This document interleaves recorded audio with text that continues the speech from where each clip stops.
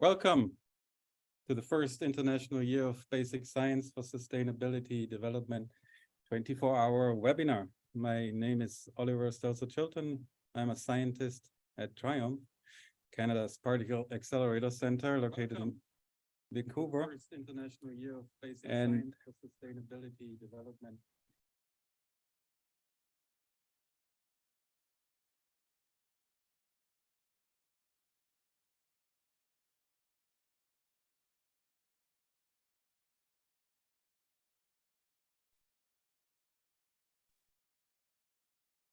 And together with two of my colleagues, Monica Stachura and Silvina Ponke-Dawson, I'm happy to co-host part 4 of this 24-hour webinar, which we are broadcasting live from Vancouver.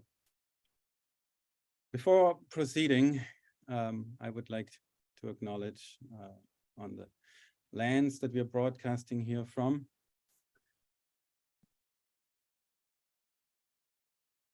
So we acknowledge that TRIUMPH is located on the traditional, ancestral, and unceded territory of the Musqueam people, who for millennia have passed on their culture, history, and traditions from one generation to the next on this site.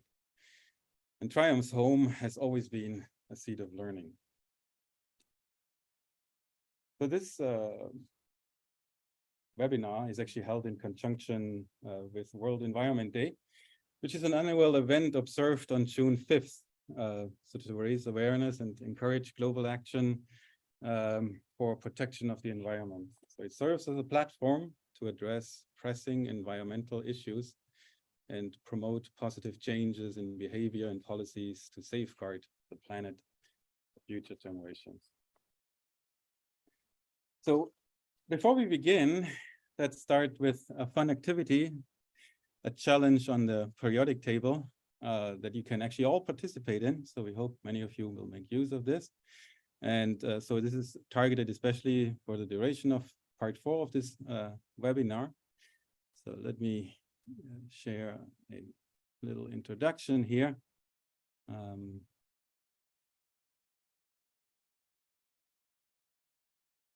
By Luc Aleman. Hello, everybody.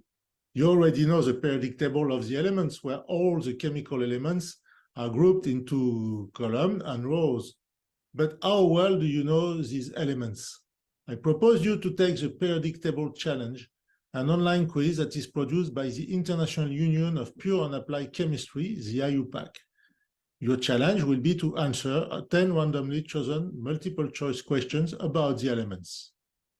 As any effort should bring a reward, you will first get a certificate from IUPAC if at least 60% of your answers are correct.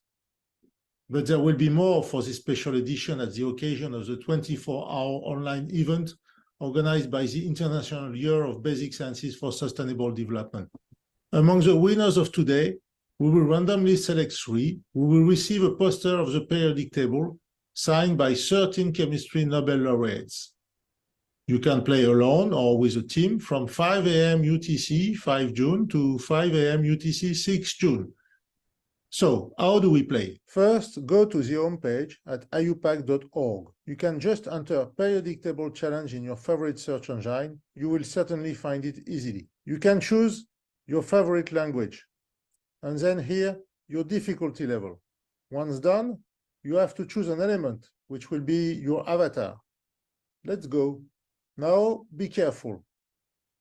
You have to enter your name, and here in the school institution box, type IYBSSD, so that you are sure to enter the special edition competition.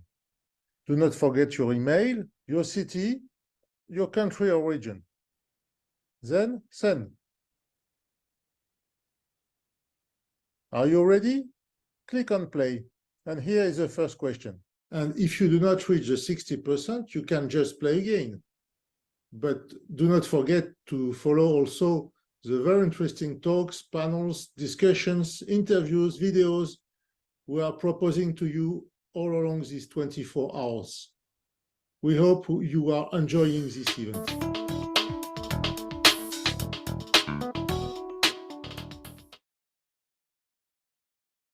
So we hope you can play along, and you saw the instructions. There's actually a small correction that we would like to broadcast here.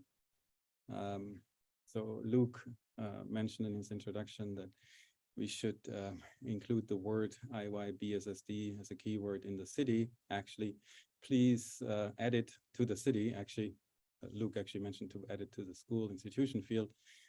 You can leave it there, but more importantly, you must add it, or ideally you add it to the city field. So yeah, just a small correction. I mean, we'll still manage without, but it makes the evaluation of this challenge much easier. And yeah, so yeah, please play along. There's going to be hard copies of the periodic table of elements signed by Nobel laureates for all the winners. So yeah, we hope you take advantage of this opportunity and have fun at the same time and join us in this challenge. Okay, at this point, I'm now happy to introduce our first speaker for this segment, Sonja Kleiner, who just joined us here. Hello. Hi, Sonja, nice to see you here on this webinar for IYBSSD.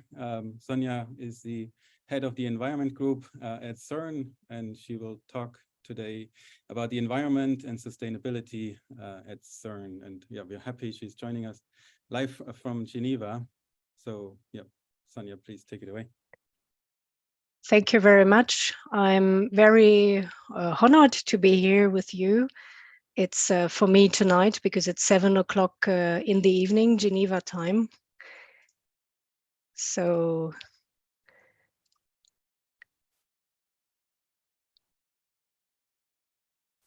I will give you an overview, as Oliver just mentioned, about environment and sustainability at CERN. And of course, I speak on behalf of all CERN departments. So just about the outline of my talk. So I will briefly introduce again CERN, directly mention the current strategy for environment and sustainability. Then I will provide some information about the governance in this field. Then go to CERN and its relationship to the United Nations Sustainable Development Goals. And then really focus on the 3 lines of actions currently within the organization, meaning minimizing the laboratory's impact on the environment, the energy savings and reuse efforts that are carried out within the organization, and also how we identify, develop CERN's technologies that might be used for impact mitigation. Then just briefly mention something about future collider studies, and to conclude the challenges we have ahead. So just about CERN, CERN is hosted on 2 countries, namely Switzerland and France. And it is one of the largest particle physics laboratory in the world. So our goal is to understand the most fundamental particles and laws of the universe. And for this, we use very strong and large-scale tools, meaning accelerators and, of course, experiments. So we have some accelerators that are providing beamlines, of course, to the Large Hadron Collider, that is this large accelerator you can see on the picture. And the Large Hadron Collider is also integrating 4 main experiments, namely the ATLAS and CMS experiments that are the largest at CERN, but also ALICE and LHCb. So the organization was founded in 1954. It is run by 23 member states, but we also have non-member states. It employs about 3,500 people. And we make the use of the laboratory for more than 12,000 scientists over the years and over the world.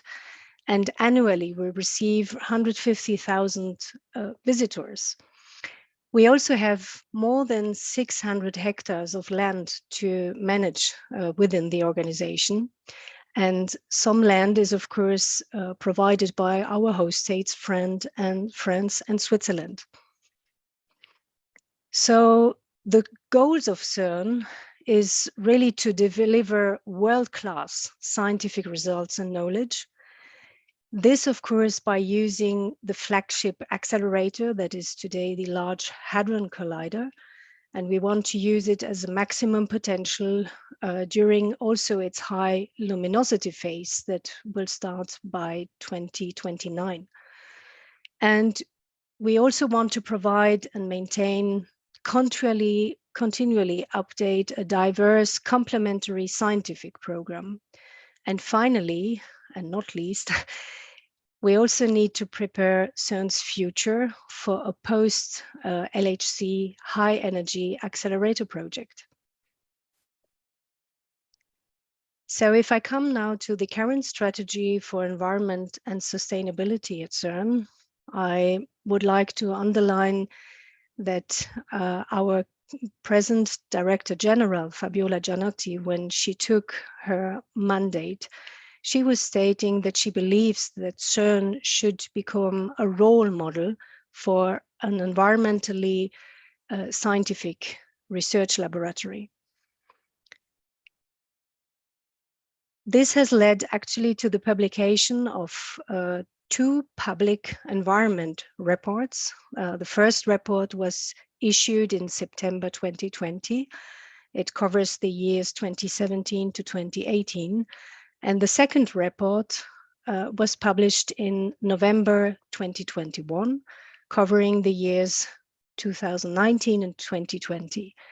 Of course, affected also by this strong COVID pandemic. If I resume the strategy that was defined by our Director General and the Directorate, it really focuses on now 3 lines of actions. The first one is to minimize the laboratory's impact on the environment linked to the current activity of the organizations, to pursue actions and technologies aiming at energy savings and reuse. Actually, we say pursue because CERN has always been taking care of energy aspects within all accelerator and experiment facilities. And finally, to identify and develop CERN's technologies that may contribute to mitigating the impact of society on the environment. And that is, I would say, rather a new field also for CERN. How it came to this strategy is actually linked also to the fact that, of course, environment and sustainability are crucial aspects of project and activities in the high energy physics field. And this is linked actually to the update of the European strategy for particle physics.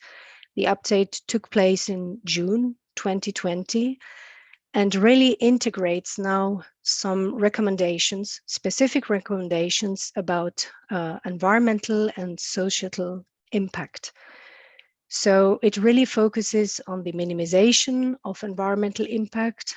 And as I mentioned before, saving and reuse of energy should be part of all future major projects. It also highlights equality, diversity, and inclusion that should be at the heart of all activities in the field of high energy physics, particle physics, and again, to promote knowledge and technology that might help society to mitigate its environmental impact. These aspects and this strategy is fully embedded in CERN's main objectives that were defined by CERN Directorate for the period 21 to 25. And it's also clearly stated in CERN communications strategy that is covering the same period. About the governance in this field linked to environment and sustainability. At CERN, we have a safety policy that is established since more than 20 years. Safety at CERN with capital S covers actually occupational health and safety, including radiation protection, but also protection of the environment and the safe operation of CERN's installations. So in all activities, safety with a capital S actually integrates since the beginning environmental protection. And somehow this has to be put into parallel with the code of conduct that was published in 2010 at CERN, where actually the organization really wants to furthering excellence. This through integrity, meaning behaving ethically, but also through commitment. This is really linked to the motivation and dedication to all community, CERN's community, then to professionalism, really fostering mutual understanding in all activities. Then linked, of course, to creativity, this for furthering innovation. And then finally, diversity, furthering equality and promoting collaboration. So as you can see in our CERN safety policy, CERN strives for excellence in matters of safety. And within the code of conduct, you find again these main values of the organization. This is all about respect and collaborating in a respectful environment and gives already a good ground for sustainability. Linked to more technical aspects, we have, of course, some dedicated bodies with our host states authorities. There was one that was created in 2007. It is linked to environmental issues that have to be handled with France and with Switzerland.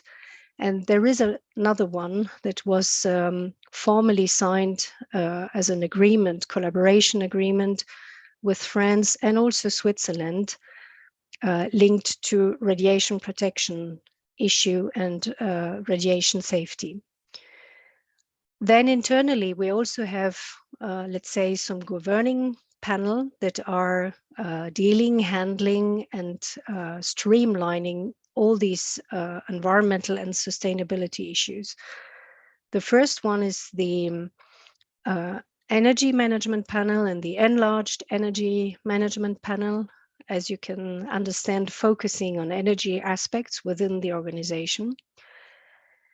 The other one is the CERN Environmental Protection Steering Board that is really covering a wide range of environmental issues within the organization. We have actually about 11 domains, including, of course, energy, that are of relevance at CERN.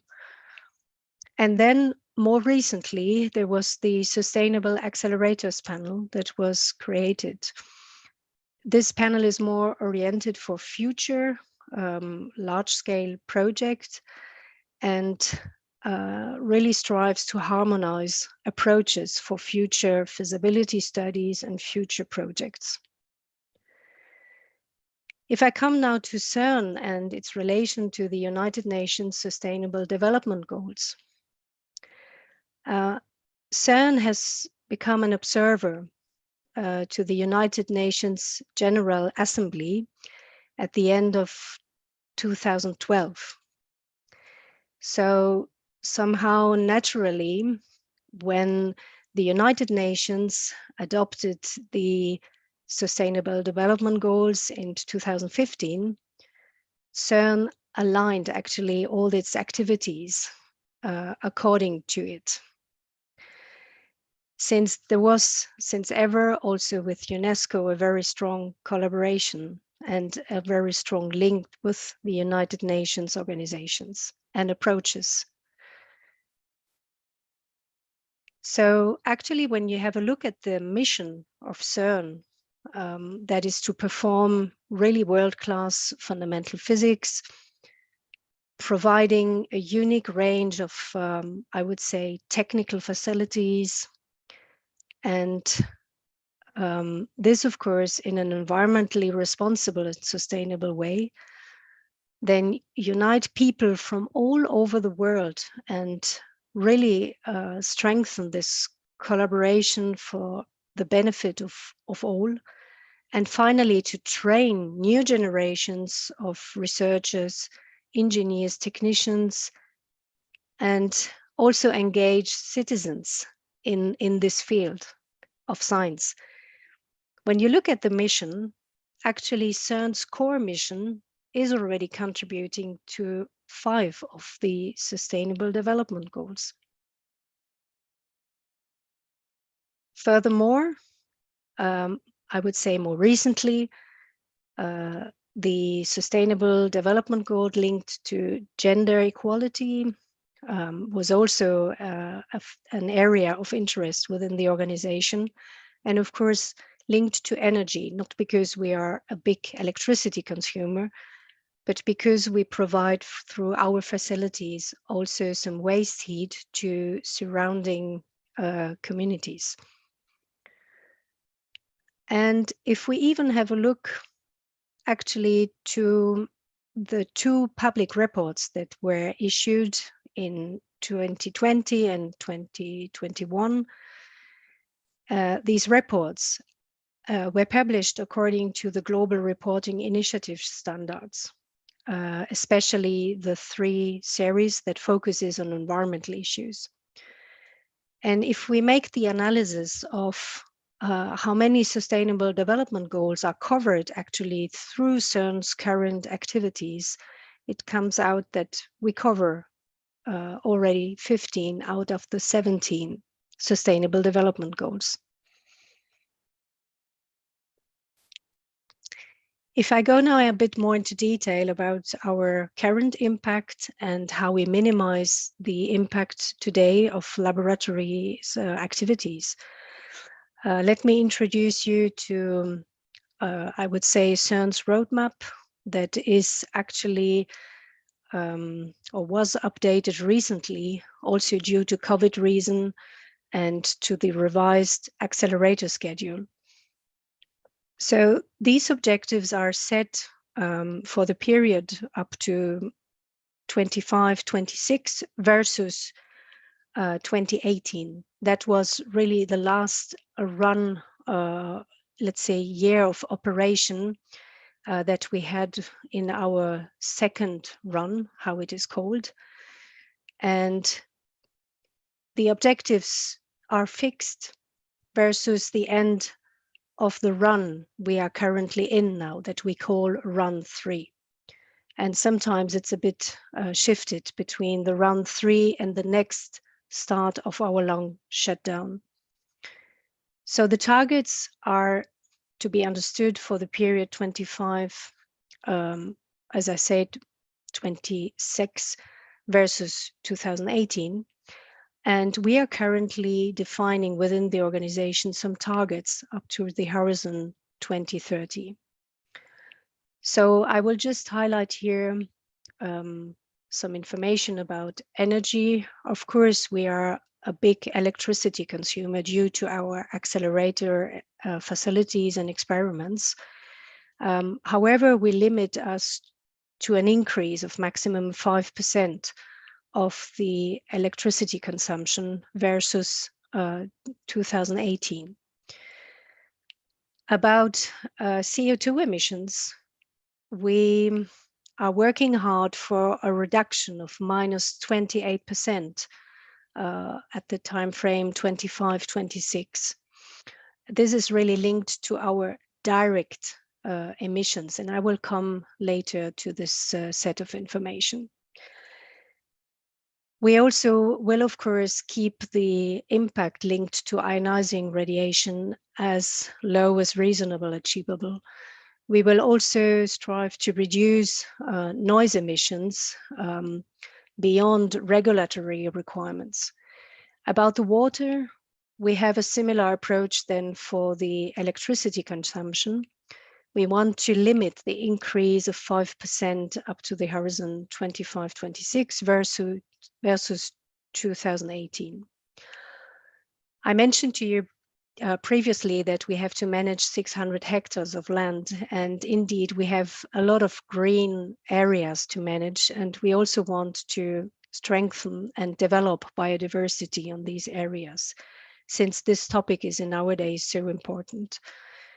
And about the waste, we still want to increase the current recycling rate. It has improved since 2018, but we will, of course, make efforts to reduce it even more, to increase it even more. Sorry. If I have now a bit more a look at the CO2 emissions. So this is how CERN's direct and indirect emissions profile, I would say, look like. So the first column represents the direct emissions from the organization linked to standard activities like managing the car fleet and the heating plants. But you can see this blue part that actually comes really from the large experiments. The second column is linked to the indirect emissions and linked to the electricity consumption. And since we are provided by French nuclear, mainly energy source, the CO2 actually is quite low, or let's say it is less carbon strong than other sources of energy.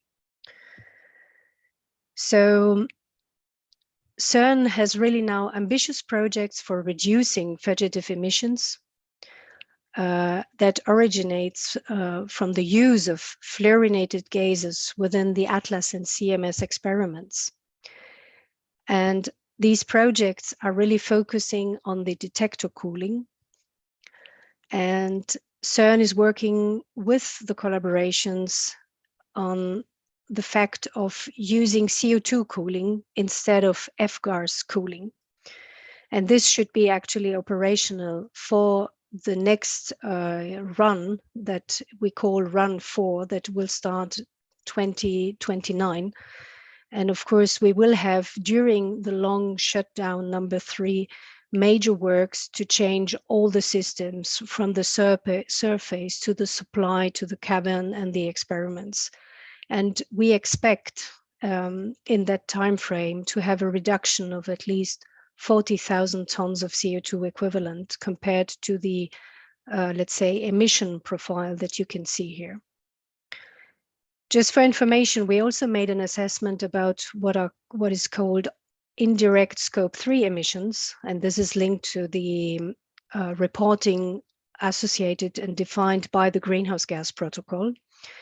So we investigated also sources of emissions linked to the personnel that commutes from their home to CERN, but also duty travel and catering. But these emissions are really a factor of 10 lower than the direct emissions. However, CERN has also some plans to, let's say, reduce some of these categories. Another significant part is linked to the procurement. There was also an assessment that was recently done, and it came out that CERN's procurement is about 100,000 tons of CO2 equivalent emissions. In that framework, there was also an environmentally responsible procurement project that was launched in 2021. To identify areas and procurement families where we can reduce the associated CO2 emissions. It's not only about emissions, but we also have a quite significant amount of water to manage, and in particular, some receiving water courses to preserve. In that framework, we have an ambitious project also for reducing the current impact that is linked to the blowdown of some cooling tower circuits. namely from the Large Hadron Collider and the SPS accelerator. The blowdown is today released into a local stream and has quite a strong impact. There are some residual treatment products because we have to take care of bacterial growth. And yeah, we want to reduce the volume of these effluents, and we want, of course, to reduce the pollutant load in these blowdowns. So it has been decided that a big recycling plant will be implemented also in the long shutdown number 3 over the period, let's say 26, 27, and the plant should be operational by that time for really reducing 90% of the effluent water and the pollutants load on the receiving stream. The recycling plant will be actually like a big filtration plant where the blowdown will be treated, associated to some specific filtering like ultrafiltration or on carbon filter. And then the water will again be softened and demineralized before it is re-injected into the cooling circuits. And actually, the only effluents we will have will be the regeneration processes of all these chemical and filtration processes. But this will not go into the local stream. It will go into a public sewage water treatment plant. Now about energy. We have, of course, a very large amount of electricity that is consumed on our side, and you can see that fuel and gas have minor consumption. As I mentioned before, we have a target to a maximum 5% increase of the electricity consumption that we had in 2018. And for the time being, we are still, let's say, in line with the target. Of course, in 2022, CERN had to adjust its accelerator schedule, also according to the European energy crisis. However, some efforts have been done in how the accelerators are operated, really to make all facilities more efficient and to save the energy as much as possible. Another strong achievement last year was the implementation of a specific CERN energy policy, really to keep the energy required for CERN's activities to a minimum, to improve the energy efficiency, and finally to recover as much as possible the waste energy. This policy was published and implemented within the organization in the framework of the ISO 50001 certification that is linked to energy management. So the organization worked hard on all the preparation in view of the certification that was actually successfully obtained in February this year. So now the challenge is, of course, to maintain the certification over the years and to demonstrate that CERN is managing in a reliable and sustainable way its energy. More still about energy, the organization really has achieved over the last, let's say, 13 years, more than 100 gigawatt hours per year through various projects that were implemented, especially during long shutdown periods where some equipment can be changed and accelerator schemes or operations can be rethought. Just as an example, over the last shutdown that was over the years 19, 20 and a half of 21, we had some, let's say, areas that were renovated and that are linked to the proton synchrotron. For example, some power converters were completely exchanged, and a more cyclic power ring was introduced. And this really enabled to achieve the 90% reduction of power and energy savings, really linked to these upgrade. Another big project that was completed during the last long shutdown was to implement a heat recovery possibility from one of the LHC point that is located in France, actually at the LHCb experimental site. There were some heat exchangers that were installed to recuperate the waste heat from our cooling tower units that are located on that point. And in future, this will help to heat a surrounding, let's say, new area, new housing area that is under construction, and that should actually welcome more than 8,000 people. So this was a kind of prototyping for CERN. And it's also the first time that CERN is providing, let's say, energy and has a connection from its accelerator facilities to, I would say, the surrounding communities. So, and this helped actually to decide on more projects, projects that were decided last year, namely for reducing CERN's gas consumption in the heating plants. And this also thanks to the reuse of waste heat from different facilities. So there are two big projects ongoing. One concerns the heating plant of the main site of CERN that is located on the Swiss territory. So there will be some waste heat from the cooling tower units, if you want, of the Atlas experiment that will be recovered and will supply a heat pump that will be integrated in the heating plant of the Meram site.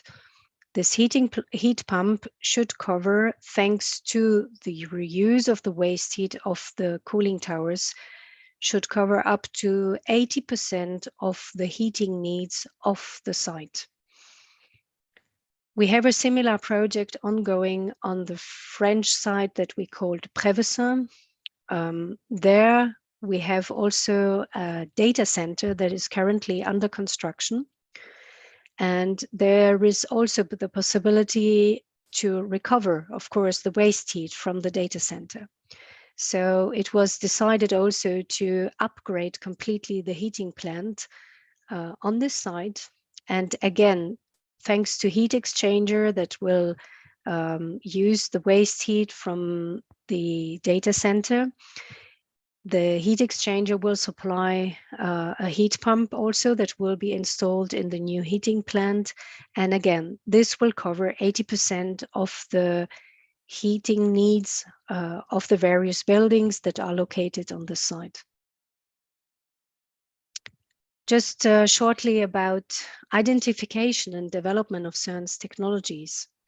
So recently, CERN really has, I would say, highlighted that technologies developed within the organization can help for safety, for industry, for emerging technologies, for medical applications, of course, for cultural heritage, for aerospace, but also for, let's say, a better planet, meaning helping society to mitigate its impact on the environment.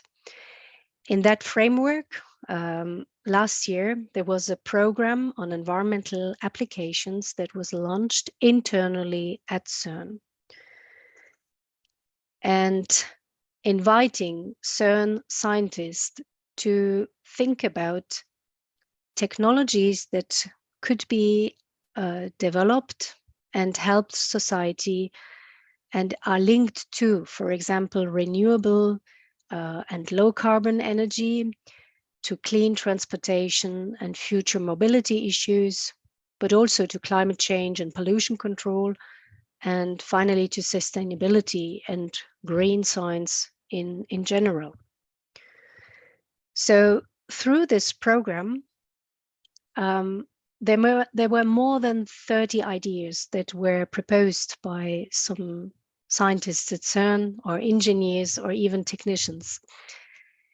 And 15 innovative projects proposals were presented at the occasion of a Innovation Day that was organized in June last year.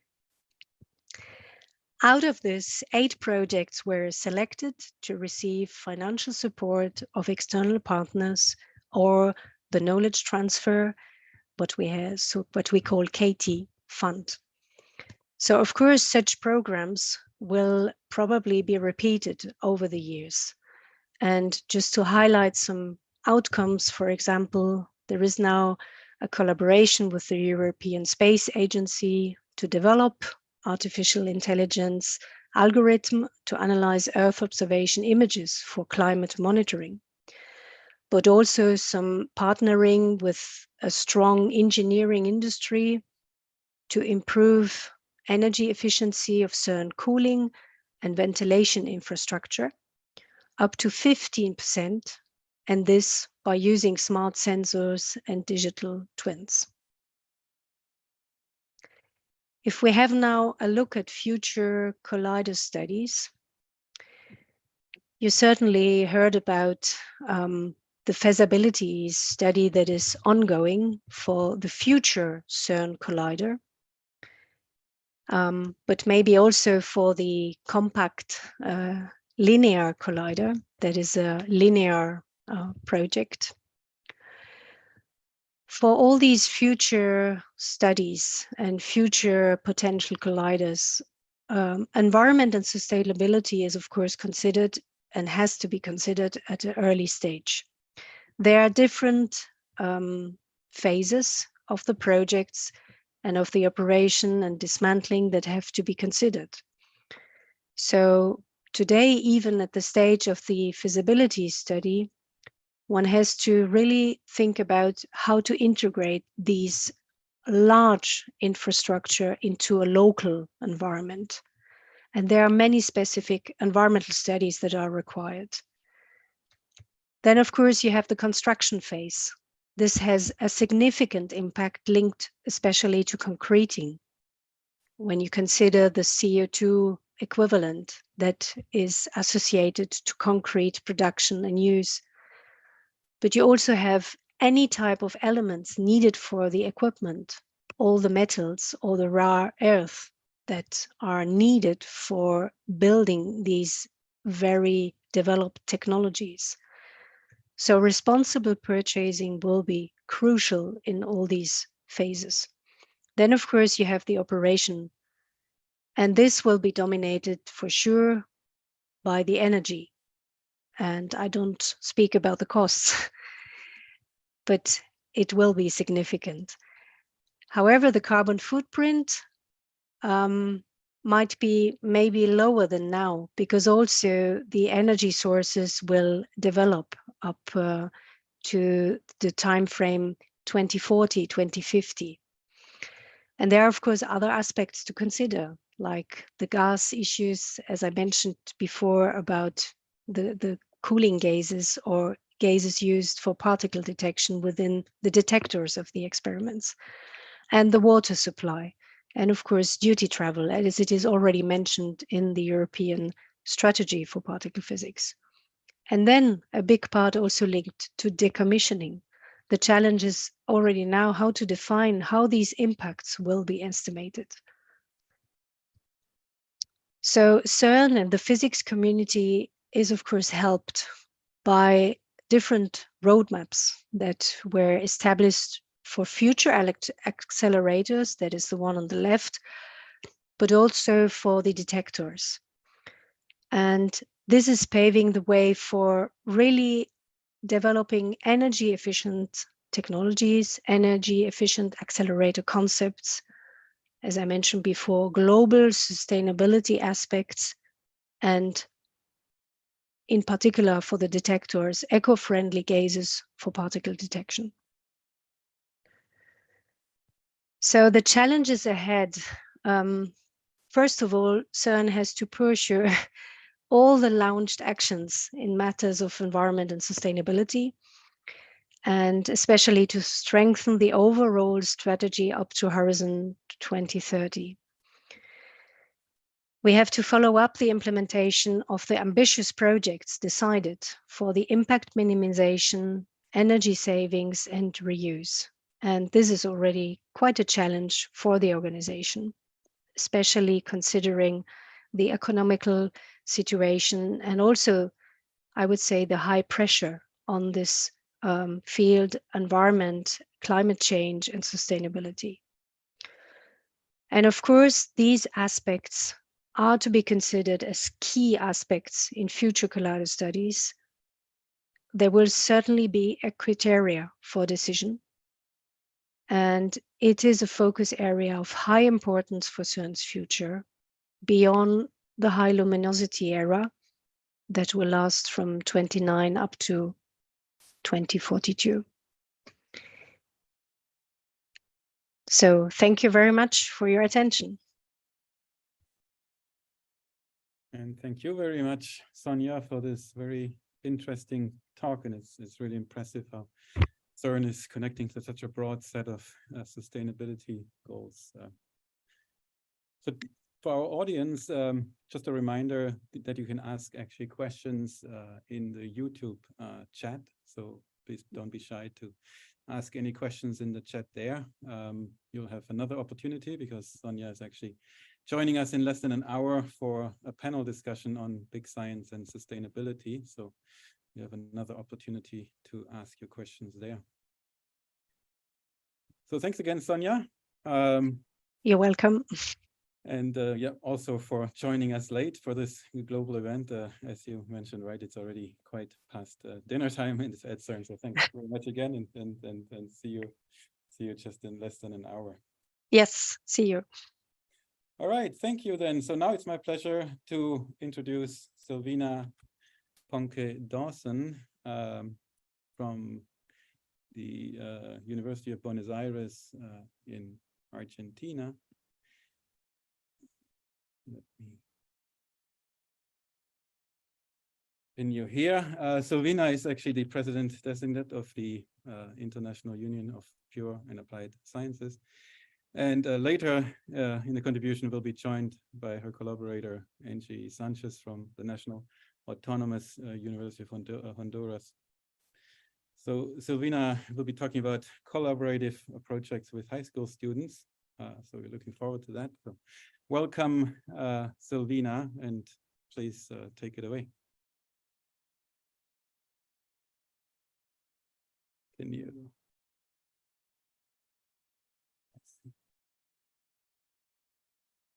We see your screen, and it's full screen now. Perfect.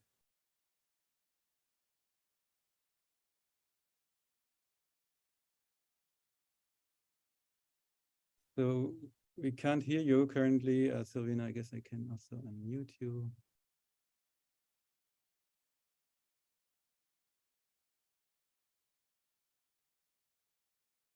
I was muted. I'm sorry. No problem. No, now we can hear you. Perfect.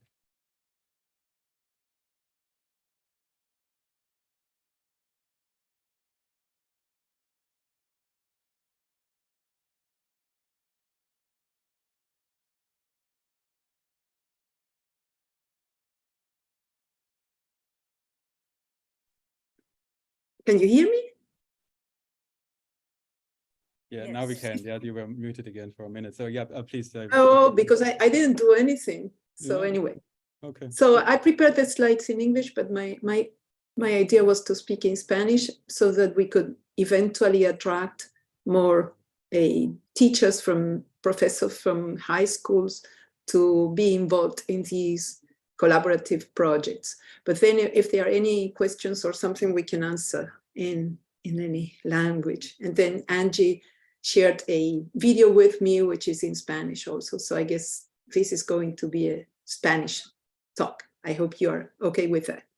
So I was planning to talk about two projects. I'm going to describe that briefly now in English, then I will switch to Spanish. One is this Eratosthenes project that we do to measure the Earth radius with a method devised many, many centuries ago. And then this much more recent project that we have to measure the magnetic field of the Earth. Bien, entonces el proyecto Eratosthenes es un proyecto para estudiantes de colegio secundario y voy a describir cómo es brevemente que se mide, cómo nos involucramos con este proyecto, cómo organizamos la participación en el pasado y en la actualidad, cómo se comparten los datos y mostrarles algunas fotos. Bueno, el método, como les dije, fue desarrollado por Eratóstenes en el año 3 a.C., y Eratóstenes era un matemático griego, astrónomo, que había nacido en la actual Libia, y que trabajó durante muchos años en la biblioteca de Alejandría. Y fue ahí que él vio algo en Alejandría, y era que al mediodía del día que es la sombra en el hemisferio norte es más corta, que es el 21 de junio, era diferente en Alejandría y en otro sitio donde él solía estar, que es la actual Asuán. Bueno, esa es la distancia que separa, y una de las características de estos dos lugares es que están aproximadamente sobre el mismo meridiano. Y entonces lo que concluyó esto de que la sombra fuera diferente, lo que concluyó Eratóstenes, es que la Tierra tenía que ser redonda, que lo que tenía que estar torcido era la vertical, que la vertical no era la misma respecto de los rayos del Sol en ambos lugares. ¿Por qué? Bueno, los rayos del Sol vienen en forma paralela porque vienen desde muy lejos, muy lejos, muy lejos, y la vertical en un lugar y en el otro es lo que sería el radio de la esfera, ¿no? Y entonces hay una orientación distinta en este lugar y en Alejandría. Y en particular dijo, bueno, la Tierra es redonda, y hizo un cálculo para calcular lo que sería el perímetro del círculo. Bueno, esto, por lo tanto, midiendo el tamaño de un objeto que se ubica verticalmente en un sitio de la Tierra y la relación de la sombra con ese objeto al mediodía, cuando la sombra es lo más corta posible, en un lugar y en otro, que están ambos sobre el mismo meridiano, uno puede determinar, sabiendo la distancia entre ambos lugares, cuál es el radio de la Tierra. Entonces, lo que hizo Eratóstenes fue mirar en un lugar donde no había sombra, que era Asuán, pero que sí tenía una inclinación de 7.2 grados en Alejandría. Entonces, estos son los rayos del Sol, y acá viene paralelo a la vertical en este lugar, y acá el rayo del Sol forma un ángulo con la vertical. Y bueno, conociendo esta distancia y conociendo este ángulo que se mide, viendo la relación entre sombra y largo del objeto que proyecta esa sombra, uno puede hacer una cuenta que es una relación simple entre los ángulos y la distancia, y la otra distancia va a ser la de toda la circunferencia. Y le dio bastante bien a Eratóstenes. Esto también se puede hacer midiendo la sombra en relación a la altura en dos puntos cualesquiera, si están ubicados sobre el mismo meridiano, y trabajando con la diferencia entre los ángulos. Y eso es lo que hace este proyecto, es combinar la medición de la sombra de un objeto vertical, ¿no? Nosotros en el Departamento de Física de la Facultad de Ciencias Exactas y Naturales de la Universidad de Buenos Aires, donde yo fui directora, en ese momento era directora del departamento, leímos un artículo que apareció vinculado al Año Internacional de la Física que se había celebrado en 2005, contando este proyecto en escuelas de Estados Unidos.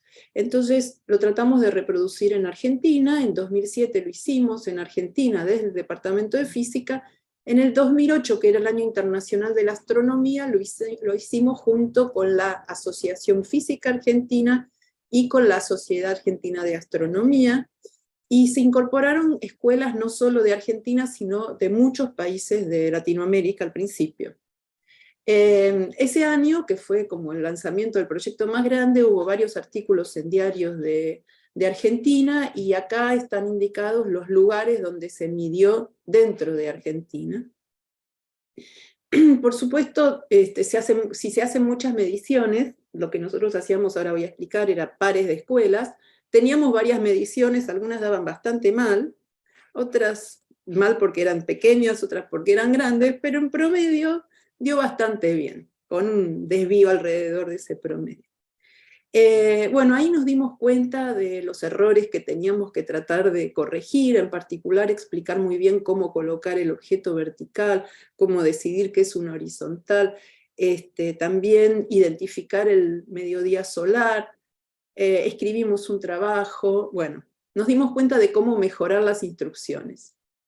En el pasado la forma en la que lo hacíamos era las escuelas se registraban en nuestro sitio web y nosotros definíamos los pares de escuelas y mediábamos la interacción, en el sentido de que decidíamos qué escuela era compañera de qué otra escuela, y esas dos escuelas tenían que coordinar qué días medían e intercambiar los datos, y nos pasaban a nosotros el resultado que les había dado eso. También les dábamos, bueno, todo este apoyo que les digo sobre mediciones, etc. Iniciamos un grupo de Facebook que sigue más o menos activo. Escribimos un artículo enfocándonos más que nada en el problema de la precisión y los errores. Y por ejemplo, en 2011 ya teníamos 150 escuelas de muchos países distintos, y después fuimos escalando y teniendo escuelas de otros lugares, no solo de Latinoamérica. Ahora todo es autoorganizado, las escuelas se inscriben en nuestro sitio web, miden ellas solas, colocan la información sobre la latitud, y nosotros después hacemos los mejores pares, elegimos. Si alguien quiere registrar su escuela, tiene que enviar un mail a esta dirección. Establecemos un rango de fechas para medir, porque también sucedía que había días nublados, y bueno, tratamos de que esas fechas fueran en una época que no variara tanto la distancia, o sea, la inclinación de los rayos, pero por otro lado, teniendo en cuenta el currículum de las escuelas, llegamos a la conclusión de que lo mejor era en septiembre, para el hemisferio sur. Este año vamos a medir entre 11 y 29 de septiembre, es la fecha que estamos proponiendo, y los datos se tienen que subir al sitio donde los subimos antes del 9 de octubre. Bien, tenemos este método de aparear escuelas y calcular, y los participantes comparten fotos y experiencias.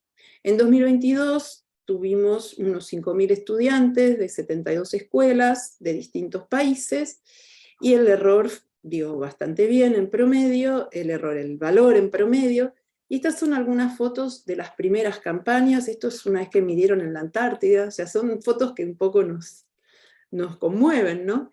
Después esto es el otro extremo de la Argentina, es en el norte, y esto es una foto en Esquel, en un año en el que hubo una erupción volcánica, que Esquel estaba todo cubierto de ceniza. Y estas fotos de acá son más recientes, del año pasado, en la provincia de Buenos Aires en Argentina y en Perú. Entonces, si ustedes quieren registrar a su escuela, por favor visiten nuestro sitio web y registran su grupo. Voy a después dar links. Voy a hablar entonces ahora del proyecto de medición del campo magnético terrestre, que es un proyecto más reciente, y que nació justamente con la proclama de la Declaración del Año Internacional de las Ciencias Básicas para el Desarrollo Sustentable, que en ese momento muchas de las personas vinculadas a las uniones científicas que participan del comité asesor, pensamos que era una oportunidad única de hacer este tipo de actividades colaborativas. Y entonces el profesor Chu Chuen Yang de Taiwán se contactó conmigo a través de una colega química, en realidad, con la que yo había estado en un proyecto de brecha de género en ciencia, para proponerme medir el campo magnético terrestre de forma colaborativa, usando teléfonos celulares, porque en particular Taiwán y Argentina están en las antípodas. Después tal vez puedo mostrarles un video que veamos cómo son las antípodas. Y entonces invitando a que colaboráramos desde Argentina. Taiwán lanzó este proyecto en julio del año pasado con la idea de medir a lo largo de un año. Nosotros el año escolar comienza en marzo y no podíamos comenzarlo en el segundo cuatrimestre del año pasado, con lo cual decidimos empezarlo este año. Acá el profesor me pidió que hiciera un pequeño video, ahí estoy yo en el video proyectada cuando están haciendo el lanzamiento del programa. Y en Buenos Aires lo que hicimos fue, tradujimos las instrucciones de la medición y también del sitio web donde se suben los datos. Iniciamos un sitio web a su vez, y nos relacionamos con las escuelas de la ciudad de Buenos Aires, el sistema de escuelas públicas, e hicimos un entrenamiento para profesores en nuestra Facultad de Ciencias en febrero de este año.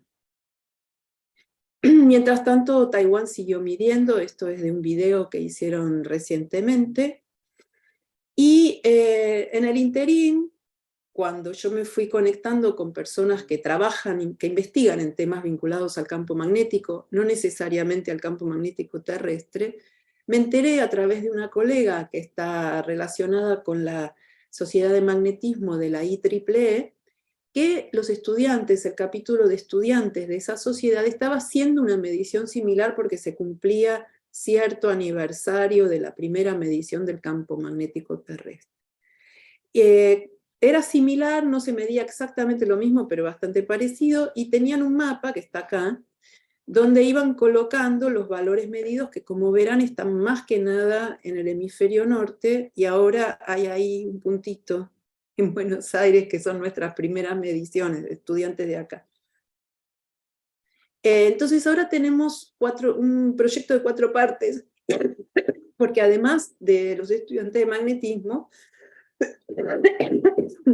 nos relacionamos con la Unión Internacional de Geodesia y Geofísica, con Kathy Weyler, que ellos son quienes, los geofísicos y geodésicos, mantienen las mediciones que se usan para tiene diferentes usos.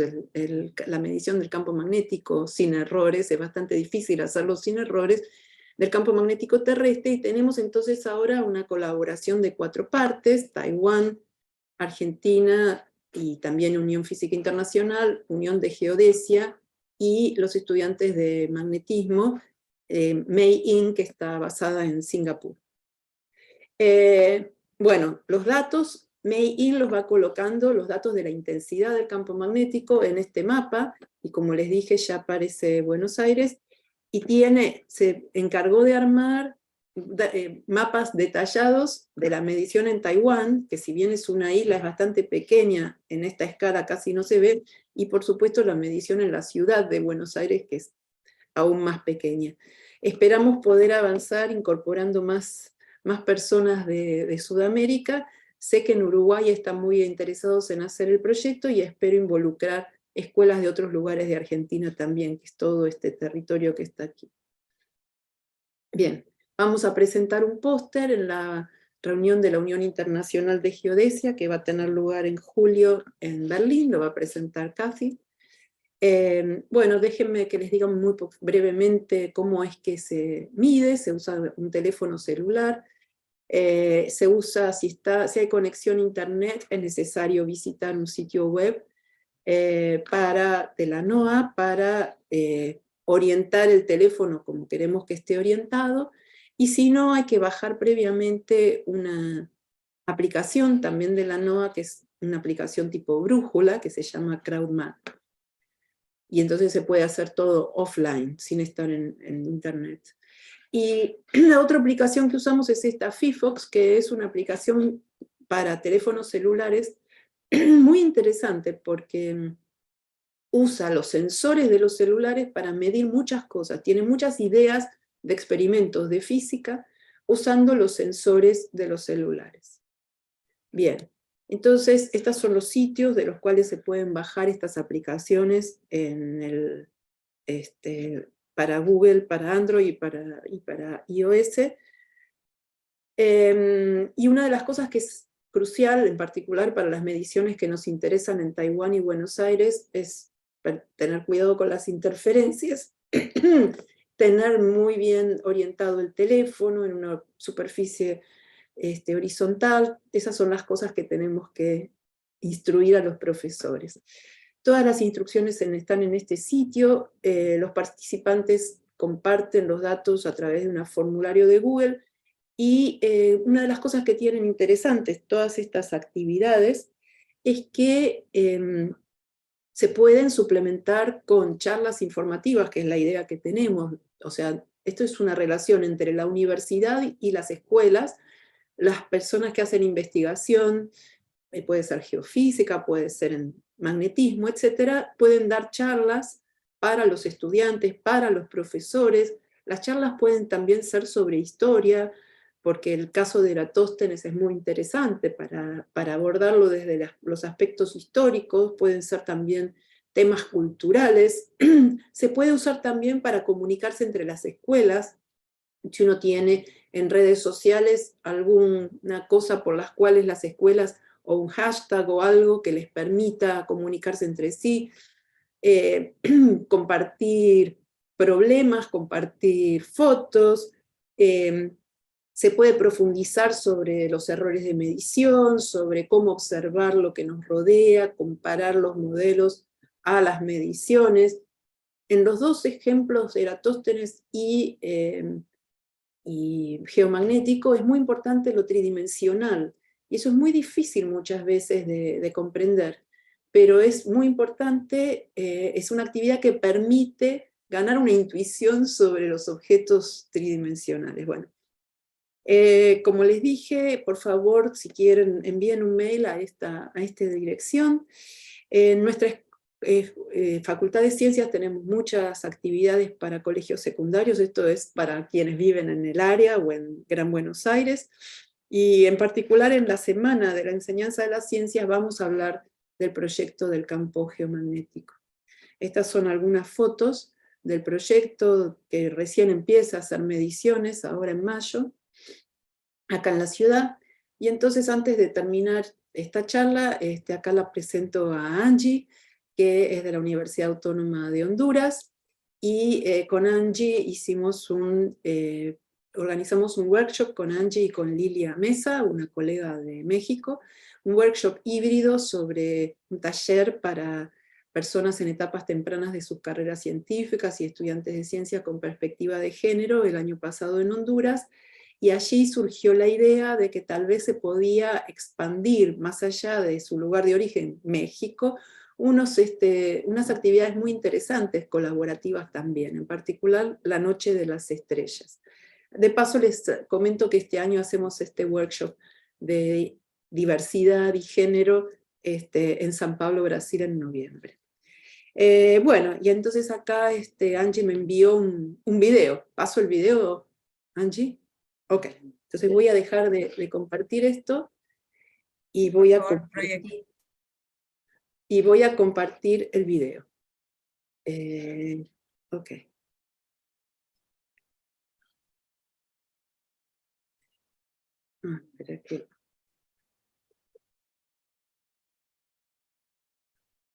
Espera que está un poco empezado.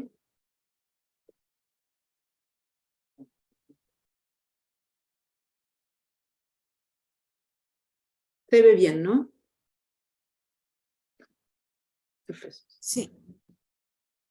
Ay, pero no está, espera que no está. Por alguna razón no está avanzando el video. Lo probamos y andaba. No sé si querés lo voy avanzando y vos podés comentar.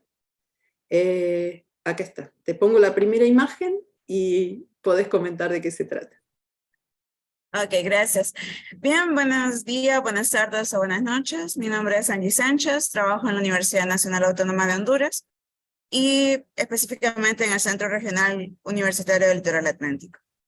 Como lo mencionaba Silvina, el año pasado quisimos incorporarnos con la Noche de las Estrellas, pero lastimosamente tuvimos un inconveniente en la universidad de una huelga Entonces no pudimos realizarlo como lo habíamos pensado, nada más tuvimos una charla vía Zoom con los estudiantes y esperamos seguir replicando esta actividad cada año. La siguiente, Silvina, por favor. Sí. A ver, espera que voy a seguir así. Acá. Ahí sí. Entonces, como lo mencionaba Silvina, gracias a la colaboración con la Benemérita Universidad de Puebla, recientemente participé en la elaboración de un telescopio de bajo presupuesto que lo realizan ahí con el doctor Cordero. Entonces, la idea de esto es llevar telescopios a escuelas o institutos para fomentar la astronomía y con eso, pues también fomentar el estudio de las ciencias básicas. Entonces, estuvimos ahí unos días, me enseñaron cómo calibrar, cómo utilizar el telescopio, que en realidad es muy, muy sencillo de hacer. La mayor dificultad es tener o poder producir los lentes, los espejos. Entonces, la UAP tiene el equipo para producirlos, para hacerlos, y vamos a ver cómo podemos hacer la colaboración, porque aquí en Honduras no tenemos las herramientas, pero esperamos llegar a un convenio de tal vez ellos nos mandan los espejos y aquí simplemente los armamos. Siguiente, por favor.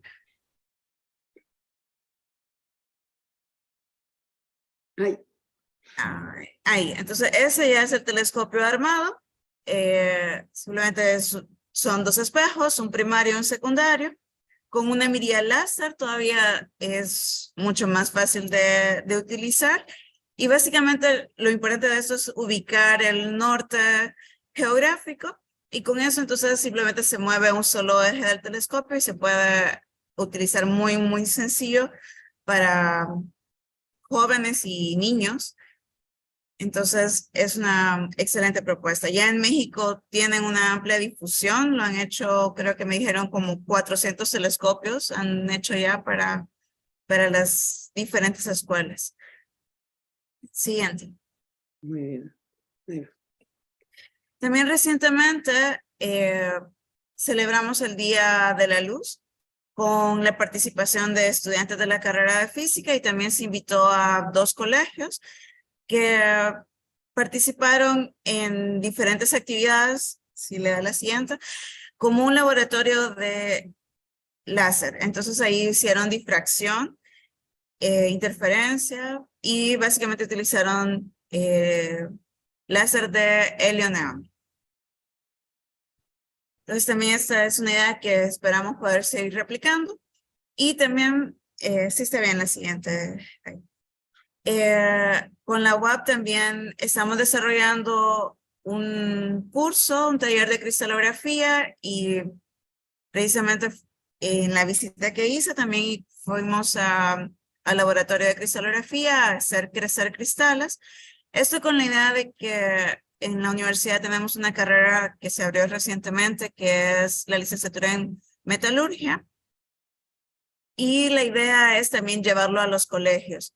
Enseñarles a los chicos cómo se obtienen cristales, la importancia de los cristales y hacer esta práctica a nivel de colegio, básicamente. Entonces, esos son los proyectitos con los que hemos estado trabajando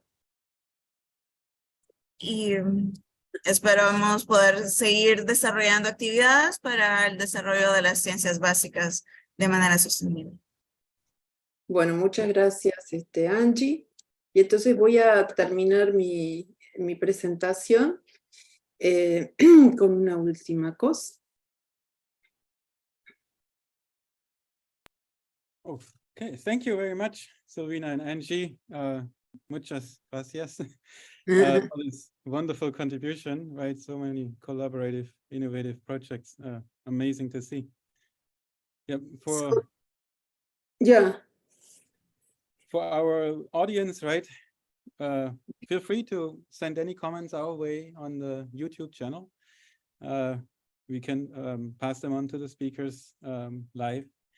I don't think we currently have any yet, but yeah, we are still going to be live for a little longer, and we can also have an exchange on that chat as well.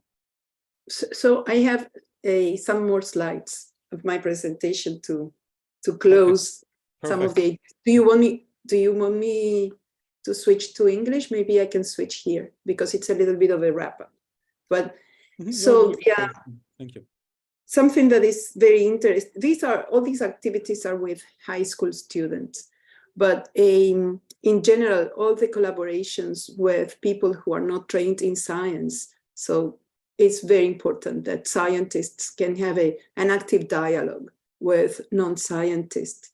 And way beyond outreach activities, you can produce new knowledge with a learning from people that have been doing certain activities in territories, and that ancestral knowledge is very good for the advancement of science as well, and to find solutions for their specific problems. And in particular, the Ministry of Science in Argentina launched a program last year with the support of the United Nations Program for Development, in Spanish is PNUD, and this is called Citizen Science Program. And it's a program to involve the community into it could be gathering data, it could be learning about this knowledge. Also, it's to know for those people that will be engaged in trying to solve problems of the communities, to know what in more detail their problems. And this co-construction of knowledge, here it says a collaborative co-construction of knowledge, that is something that is also very important to solve social problems. And then also to increase the pool of people that are willing to pursue a career in science. So to start to engage more people into science, to students and stuff like that, and open up the curiosity for science. Then, so far they've been mapping the activities, the initiatives that are there, and they've mapped over 50 initiatives. And we applied with our geomagnetic project to be listed in this program, because then you can also apply for some sort of sponsorship for these activities. And so these are the links to many of the pages that I mentioned. This is about our project Eratosthenes. Here is in many languages, instructions in English, Portuguese, and Spanish. The website on the geomagnetic project is all in Spanish, but you can, with links to the other partners of our project. Particularly, this is the website of the students in magnetism, that they are maintaining the map with the values of the intensity of the magnetic field. And this is a video that Taiwan put on YouTube with the launching of their program. And this is the Citizen Science program of the Argentinian Ministry of Science, which is in Spanish also. Anyway, so with this, I end my talk, and with a message that I always like to share, which is we should try to challenge gender stereotypes. And it's something that is not only about women, it's something about the whole society. So we should do it all together. And in particular in Latin America, it's very important to end gender violence. So thank you. All right, thank you very much, Silvina, and also Angie. And yeah, wonderful message to conclude. And also thank you for sharing all the QR codes and the links for people to go and get more information. So at this point, I'm actually pleased to present science action videos.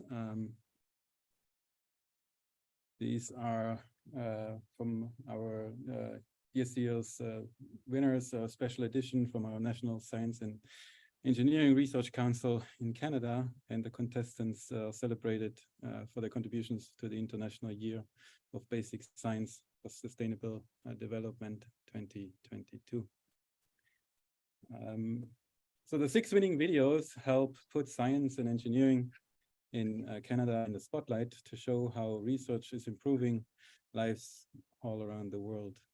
Let me share this video now.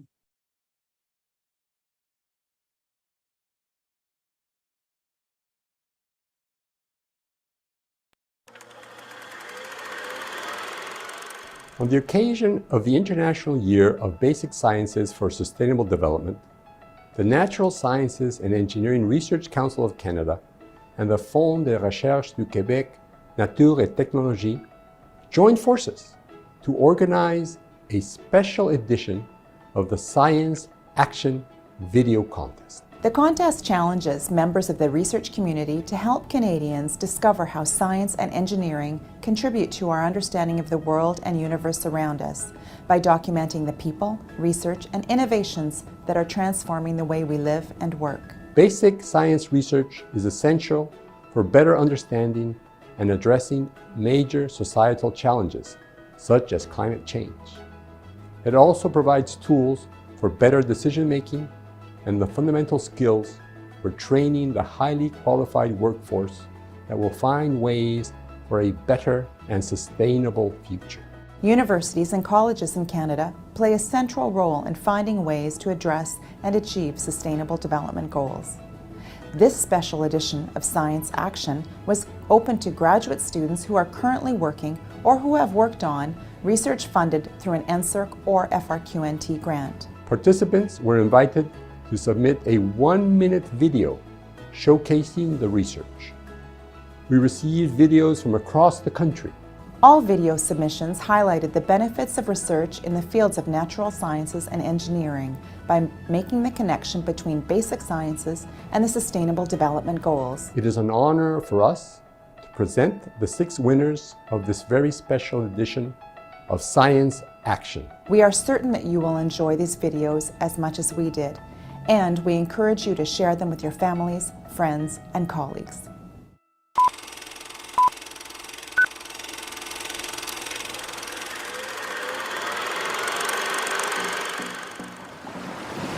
Due to population growth, industrialization, and climate change, the world is expected to face water crisis. Desalination and water recycling are potential solutions.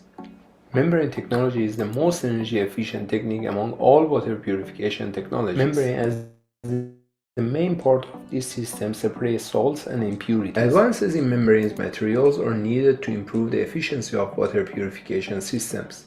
At the University of Waterloo, Applied Nanomaterial and Clean Energy Lab, by using nanotechnology, polymer science, and computational chemistry, we developed a hybrid selective layer with a thickness of 20 nanometer, 5,000 times thinner than human hair. This novel tune membrane filters dirty water twice as fast as traditional membranes, resulting in a more efficient purification system.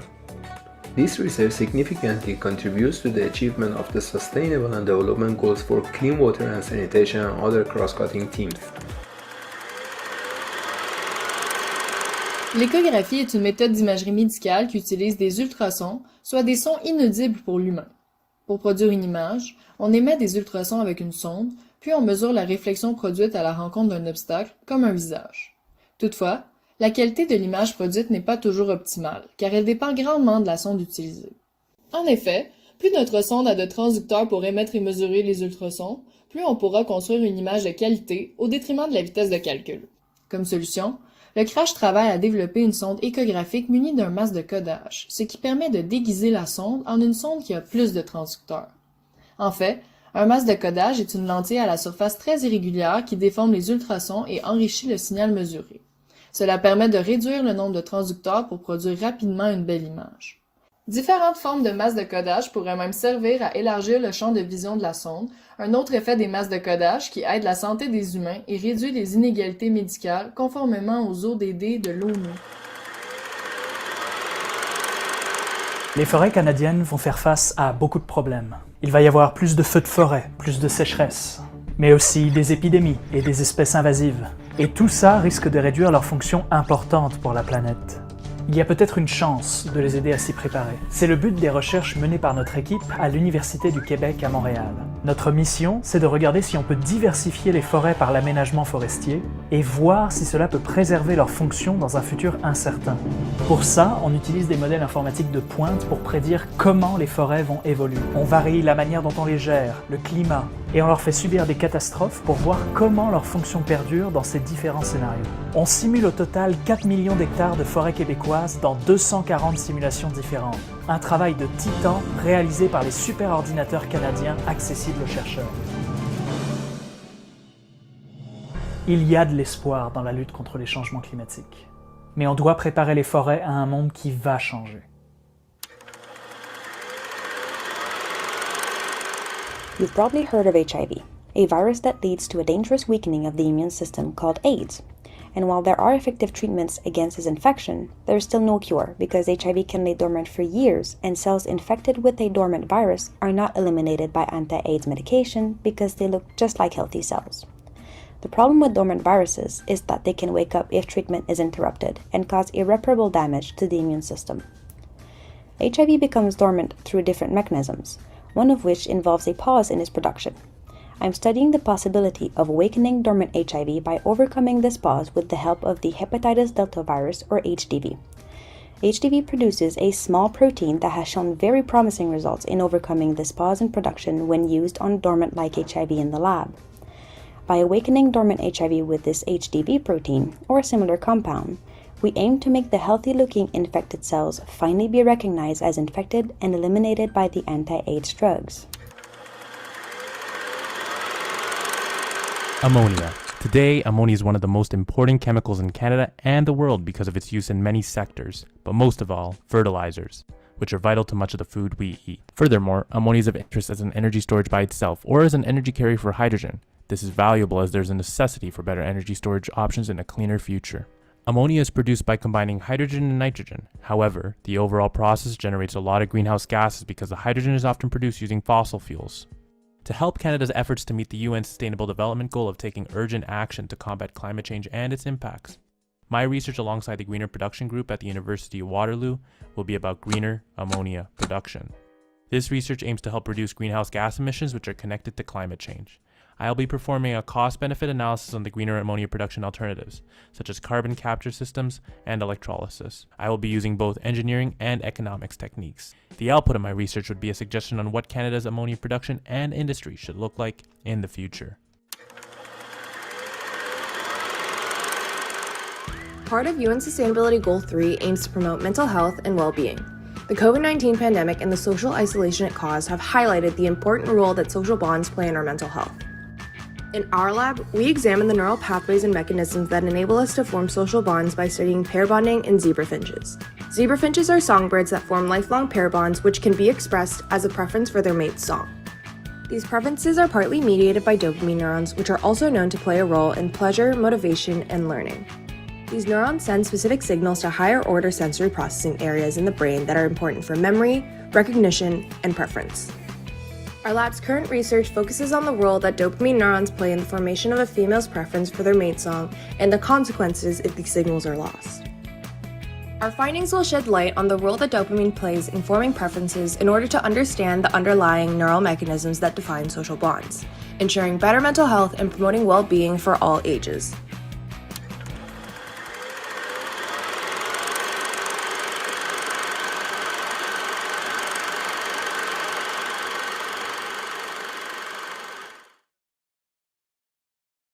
Okay, so up next, we come to our next contribution that is live. So up next is our panel discussion on big science and sustainability. This is going to be moderated by Jody Cooley. I see you there. Welcome, Jody. Jody is the Executive Director of SNOWLAB, Canada's Deep Underground Research Laboratory. And she'll be joined by panelists, but at this point, I'll hand over to you, Jody. The floor is yours. Thank you very much. First, I'd like to welcome everyone to the Big Science and Sustainability panel. Sciences for Sustainability, although progressing rapidly, is often characterized by scientific, thematic, geographic, critical and organizational fragmentation that must be overcome. International organizations and national laboratories play a crucial role in the fabric of the scientific community. As such, they can play an important part in crisis management and sustainability. There is an opportunity that big science can function as a catalyst of multilateral trust and cooperation in collaboration with other sciences, humanities, and technology. Scientists involved in big science can foster peace, justice, and collaboration. We have 5 distinguished guests from international organizations and national laboratories who will discuss with us the role of big science and sustainability. Let me first start by introducing our panelists. Brandon Roos is the environmental officer at the European Molecular Biology Laboratory based in Heidelberg, Germany. Brendan has studied and has an MSc in Sustainable Research Management and has since worked as a sustainability professional in the healthcare, real estate, and now research sectors. Brendan is Certified Energy Manager and an EU Climate Pact Ambassador. Our second panelist is Nigel Smith. He is the Executive Director and CEO of Triumph. Nigel joined Triumph in May of 2021 after serving as the Executive Director of Snow Lab near Sudbury. He is an adjunct professor at Queen's University and a visiting professorial chair at Imperial College London. Nigel has pursued a wide breadth of world-leading research in extreme environments, including astrophysics and astronomy, deep underground science, and experimental and detector physics. He received his Bachelor of Science in Physics from Leeds University in the UK in 1985, and his PhD in astrophysics from Leeds in 1991, working on the VHE Gamma Ray Astronomy telescope from the South Pole. Our third panelist is Claudio Mello. Claudio Mello is an astronomer with a PhD from the University of Geneva, Switzerland. Over his career at the European Southern Observatory and the Portuguese Space Agency, Claudio has contributed to different positions related to science operations, science management, diplomacy, and public relations. Currently, Claudio is the Sustainability and Diversity Officer of the European Southern Observatory, whose primary goal is to foster a sustainability culture, integrating sustainability principles into the ESO's activities. Our fourth panelist is Galileo Violani. Dr. Violani has more than 40 years of promotion of science in Latin America. Co-founder of the Centro Internazionale di Fisica in Bogota, Colombia, he is the promoter and co-chair for the project of second Latin American synchrotron in the Greater Caribbean. Our fifth panelist is Sonia Kleiner. Sonia has worked since, let me try this again. Apologies, Sonia. Sonia works since 25 years at CERN in the field of environmental protection. She has seen the topic significantly grow over the last 2 decades and is leading CERN's HSE Environment Group since 2021. I think you can all agree we have quite a panel of experts here. We're going to start the panel by letting each of the panelists give an opening statement. So no more than 5 minutes, please. And let's start with you, Brendan. Thank you, Jody, and thank you for the invitation to be here. It's a pleasure to share a stage with you all. Yeah, an opening statement. It's obviously, first of all, a really big question, and one I feel not quite qualified to answer, but I'll give it a go. I think, there were 3, in my opinion, and also an opinion really shared by the organization with big science and sustainability, that we see that there were three key work streams that need to be approached. First of all is that we have a responsibility to do environmentally responsible research. So this is really a very insular look at ourselves and making sure that how we behave, how our scientists carry out their research is done with as small an environmental impact as possible. And we've certainly done some work at EMBL around this for the last few years and started to get some good results. And I think big science and big science infrastructures are really quite intensive in terms of their environmental impact. So there's obviously lots of big heavy energy users in this field, and EMBL, and there's a life science research place. Lots of plastic is used in our research, and we have quite a big footprint in that regard. The second area then I think is really, really important, and where we think the biggest impact can come from is that we do environmentally relevant research. And at EMBL, we've got a 5-year program of research that we're in the middle of now. And the best way to summarize this is that we now want to focus on or look at the molecular world in context of its environment, including the context of a changing environment. So we're still doing basic molecular biology, but we're kind of trying to take ourselves out of the laboratory and stop looking at things just through a microscope and look at things in their natural environment, and to see how it's responding to changes. And I think therefore naturally there's going to be lots of new knowledge gained that's really important to this topic of environment and climate change and biodiversity loss. And then finally, for me, the third pillar then is that we use our reputation and that we promote this idea of sustainable science. Both of those two work streams I spoke about before, that we push that to our community, the people that listen to us. We have the 9-year rule at EMBL, which means that members of staff aren't supposed to be here more than 9 years. So we have quite a high turnover of people. They can come to EMBL, learn about how to do their science in a sustainable way, learn about how it's relevant for the environment, and go and spread the word wherever they move on to. So that's kind of how I would summarize my answer to that question. Thanks, Brendan. Next up is Nigel. Thank you, Jody, and good morning from Vancouver. So first off, I would like to acknowledge that Triumph is located on the traditional, ancestral and unceded territory of the Musqueam people, and the land that Triumph is situated on has always been a place of learning for the Musqueam, who for millennia have passed on their culture, history and traditions from one generation to the next.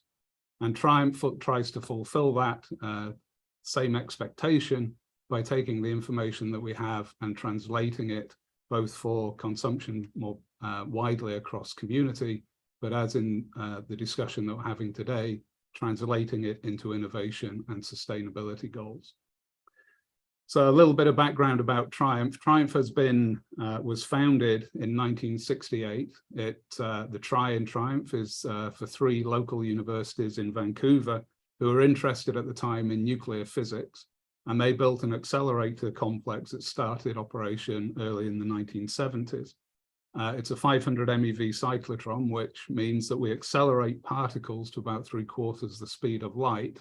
And then we use those subatomic particles for a variety of different applications. Initially, it was to understand the physics of the nucleus and how those particles within the nucleus interacted. But we've since grown dramatically in terms of the science that we address, including particle physics, nuclear astrophysics, and more recently, nuclear medicine. And I think that's one of the key areas where Triumph has been able to contribute to sustainability goals, is through the development of novel techniques for both diagnostic, but also treatment of things like cancers. In our recent 20-year vision, we're also expanding to look at quantum technologies and green technologies directly in recognition of the global challenges that we all face. And so picking up on some of the comments that Brendan says, I think the national laboratories like Triumph have a real role to play in addressing these major challenges. And that's because we sit at the interface between government, academia, and industry. So all of those partners have a role to play in the science that happens at Triumph. They all contribute in different ways. And Triumph is able, as all of the national labs do, Triumph is able to connect all of these partners together to ensure that the work that we're doing at discovery level can translate to innovation and sustainability. I think another key area is the ability for the laboratories like Triumph to pivot in the direction that they're taking. So although we started as a nuclear physics lab, the infrastructure that we have has allowed us to address these other scientific challenges, and now moving towards the sustainability challenges by pivoting the work that we do using the infrastructure that we have. So the accelerator is 50 years old, but it is still delivering science that is fully relevant to the way that we can support sustainability and innovation in that space. And so there are several examples that I hope to get to over the next hour and a bit, but I'll leave it there, Jody. Thank you. Thank you, Nigel. Next up is Claudio. Hey, thanks a lot, Jody. And hello from Europe here, I'm sitting in Portugal. So greetings from everyone watching this panel. I first, before going to the points that Nigel did and already Brandon mentioned some of them, right? I'd like to I think ESO is a bit different from other organizations because we have it is dedicated to astronomy, right? It's an intergovernmental organization of 60 member states. We had our headquarters in Germany, but the telescopes are in the host country, Chile, right? In the Atacama Desert there. So we had 3 sites in La Silla Observatory, the first one, and the Paranal Observatory, which is the home of the largest optical telescope in the world, and is going to be also the home of the Extreme Large Telescope. Is the next big project of ESO, and has a collaboration between North American, East Asian, and Europe through the Atacama Larger Millimeter Array, ALMA. So all those facilities are in Chile, the host country. Australia is also a strategic partner that we aim to. I hope to Australia going to join us soon. But I think beyond what was already mentioned there, right? The fact that we, as Nigel said, that we sit in between academia, industry, society. I think there is another thing that is important thing to consider, because we also kind of keepers of this process of building knowledge, I think, and this science as a process, right, that triggers innovation, that triggers education. This process has to be maintained. We tend to forget. We think this is is forever, and we research infrastructures that we exist on behalf of our communities. It is a way of keeping this aspect of humankind. Okay, it's a process to solve difficult problems. Okay, and I think this is an important aspect beyond all those practical issues that. Related to innovation technology that we always express here. And for me, I think I was watching Sonia's talk earlier this afternoon, right? We have a huge challenge because beyond the fact that what we do is noble, right, in spirit, like any other industry, we need also to adapt to the planetary boundaries, to the limits of the planet and to what is coming. Right, so it's a mix between fitting in what nature allows us to do, right, and also becoming resilient to what is coming. So I think that's a lot of challenges that I think we're going to learn from each other here. So for me, the way I close here, it is astronomy for sustainability and a sustainability of astronomy. So that's the 2 ways I look into this question. Thank you very much. Thank you. Next up is Galileo. Thank you, Jody. I must say that in this group, I am in a slightly different situation. I was born and my scientific career started in Italy, but most of my activity in science policy has taken place in Latin America. And I would like to refer to 2 experiences I had. One, when I was in Colombia as directing the Center of Physics it was mentioned. In that moment, we promoted a big study on the possibility of making in the Andean region fundamental research. And I remember of that period, for example, the cooperation of a predecessor of Nigel, Eric Worth.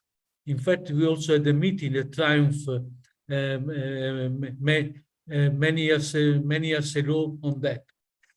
and now I'm working on the project of a synchrotron in the Greater Caribbean, which again is a case of big science in developing country. The point is that in developing country, to promote big sciences has to face three major problems.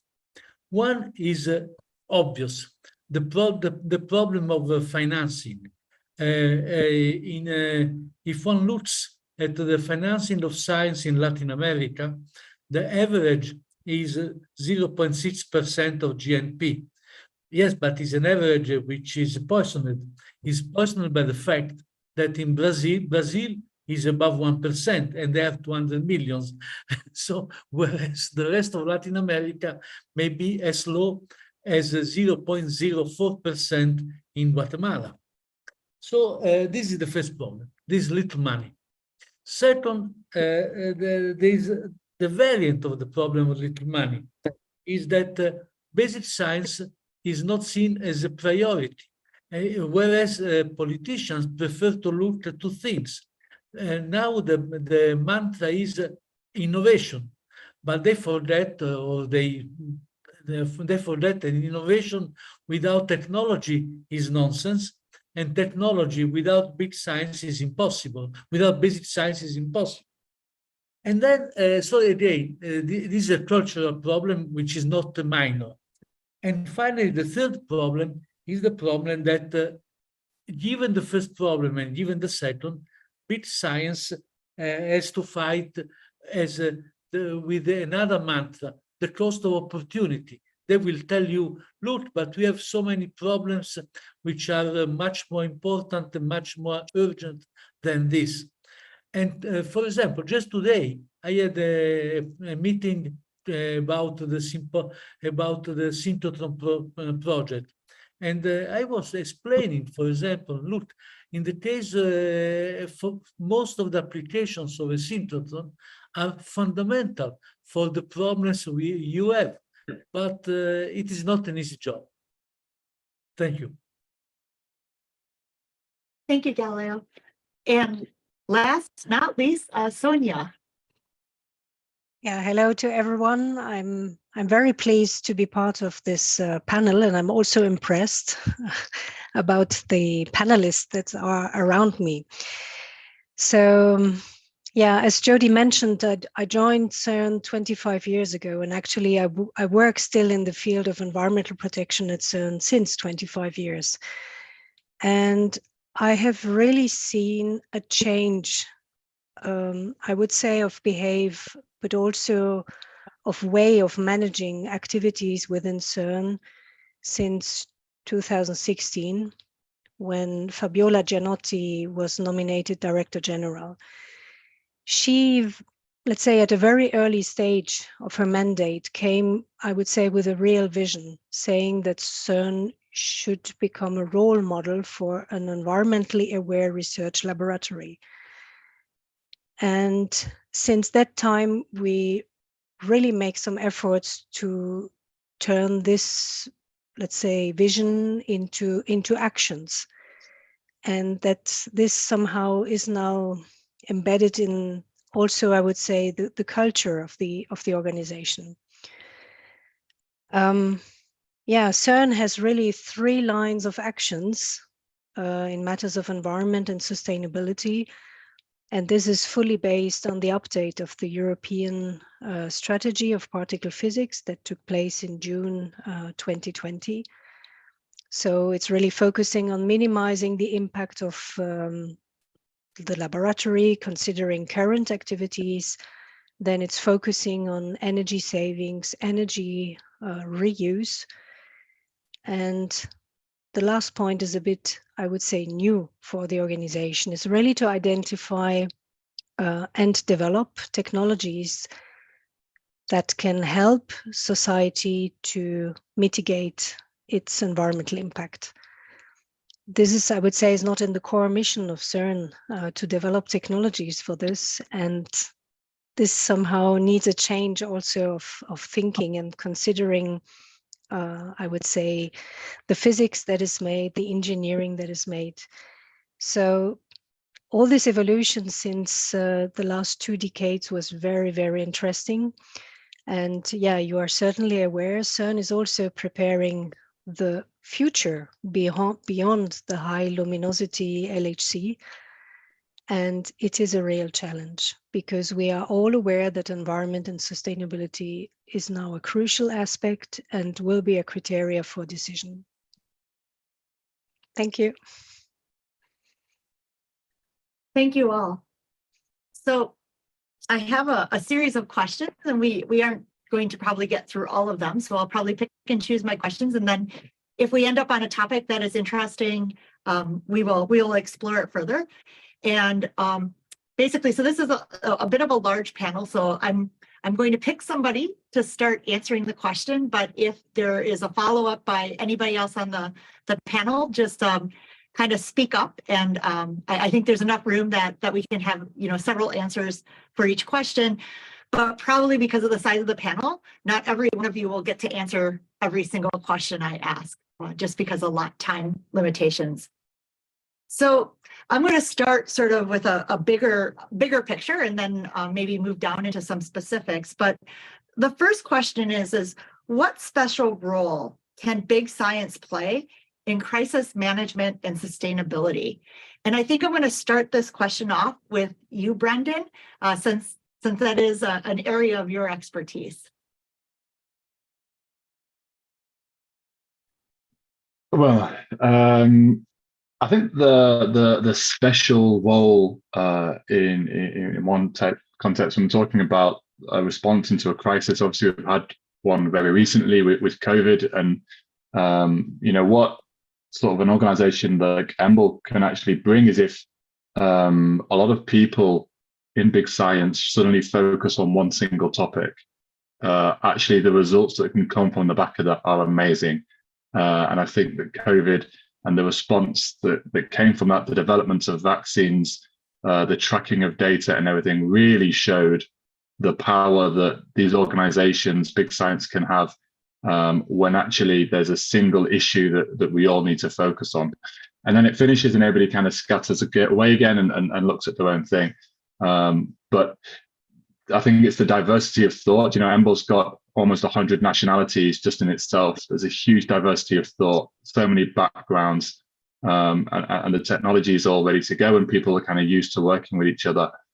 And there's a real spirit of collaboration, I've found. So I've only been in academia now, I'm in my 3rd year, so I'm still really learning a lot about this industry and being able to compare it to, let's say, other industries.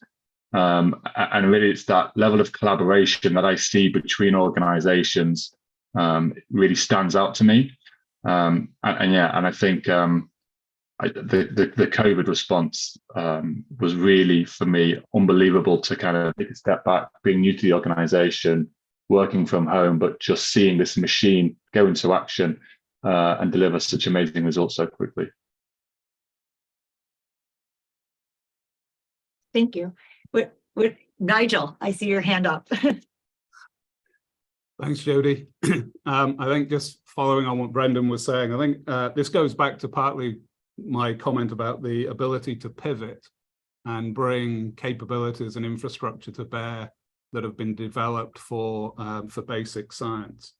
It also is an area that shows the collaborative nature of big science in general. And I think this is something that particle physics has obviously had to deal with as it addresses larger and larger questions. So the big question requires big science, and that requires the ability to collaborate across a broad range of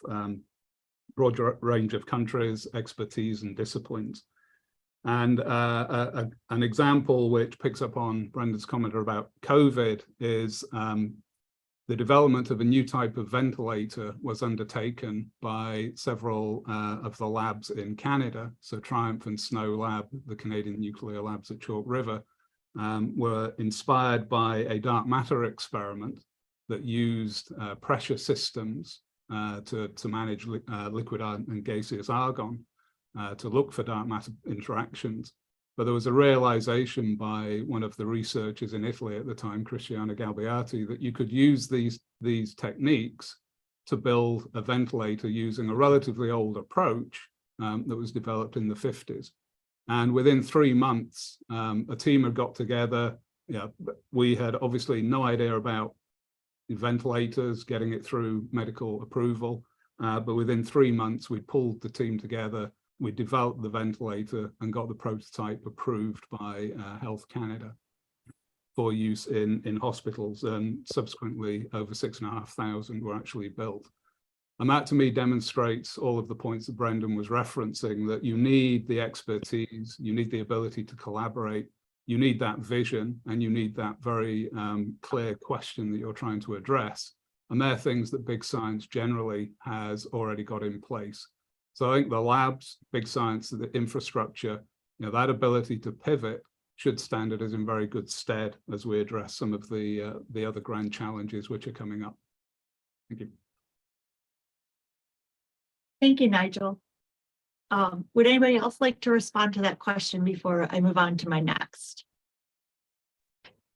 Maybe I can just add that CERN also, I would say, contributed at the COVID-19 pandemic by developing a kind of software that is used for airborne risk assessment, and that there was also a collaboration, let's say, agreement that was signed with the World Health Organization. And there are still developments that are, or upgrades that are undertaken now in close collaboration with the United Union institution. And maybe before you mentioned crisis management in sustainability, CERN also had to face the European energy crisis. And of course, this had an impact on the accelerator operation, and I would say certainly on the expectation of high energy physicists or even the CERN community or particle physics community. However, I think, again, I would say integrity, respectful collaboration, this was done finally in a very natural way. Everything was adjusted, I think, like our host states would have expected, and all our member states. And yeah, I mean, this energy crisis, it's of course linked to this to the war we are experiencing in Europe, and that somehow is occasioning a kind of economical crisis, and in addition to somehow the climate crisis we have to face. So of course our organizations have to somehow behave very responsible and stay realistic on their objectives also. Thank you, Sonia. So I think I'm going to move on to our next question. And Claudio, I'm gonna let you start on this one. You had spoken in your opening statement. I'm sorry, not Claudio. Sorry, Galileo. I'm going to send the question to you first. You had spoken in your opening statement about some of the unique challenges there are, to trying to do basic science in Latin America, in a developing country. And I was wondering if you might be able to speak a little bit and also talk a little bit about the potential roles and opportunities for basic science in an international organization. And I think especially with that perspective of the unique challenges to developing countries, it would be interesting to hear what you think about roles and opportunities in an international organization.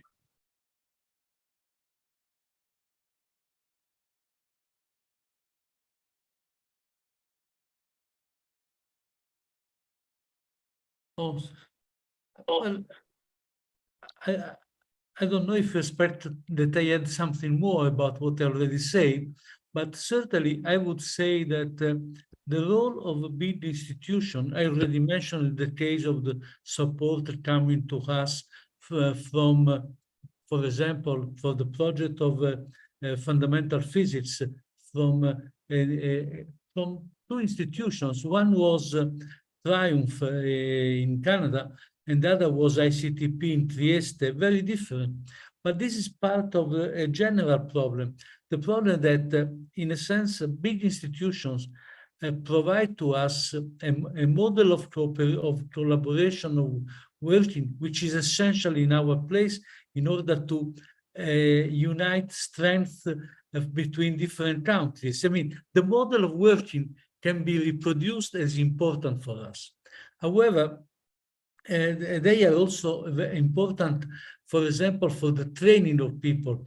In the discussions I made, for example, about which is one of the big challenge of a synchrotron in the Greater Caribbean.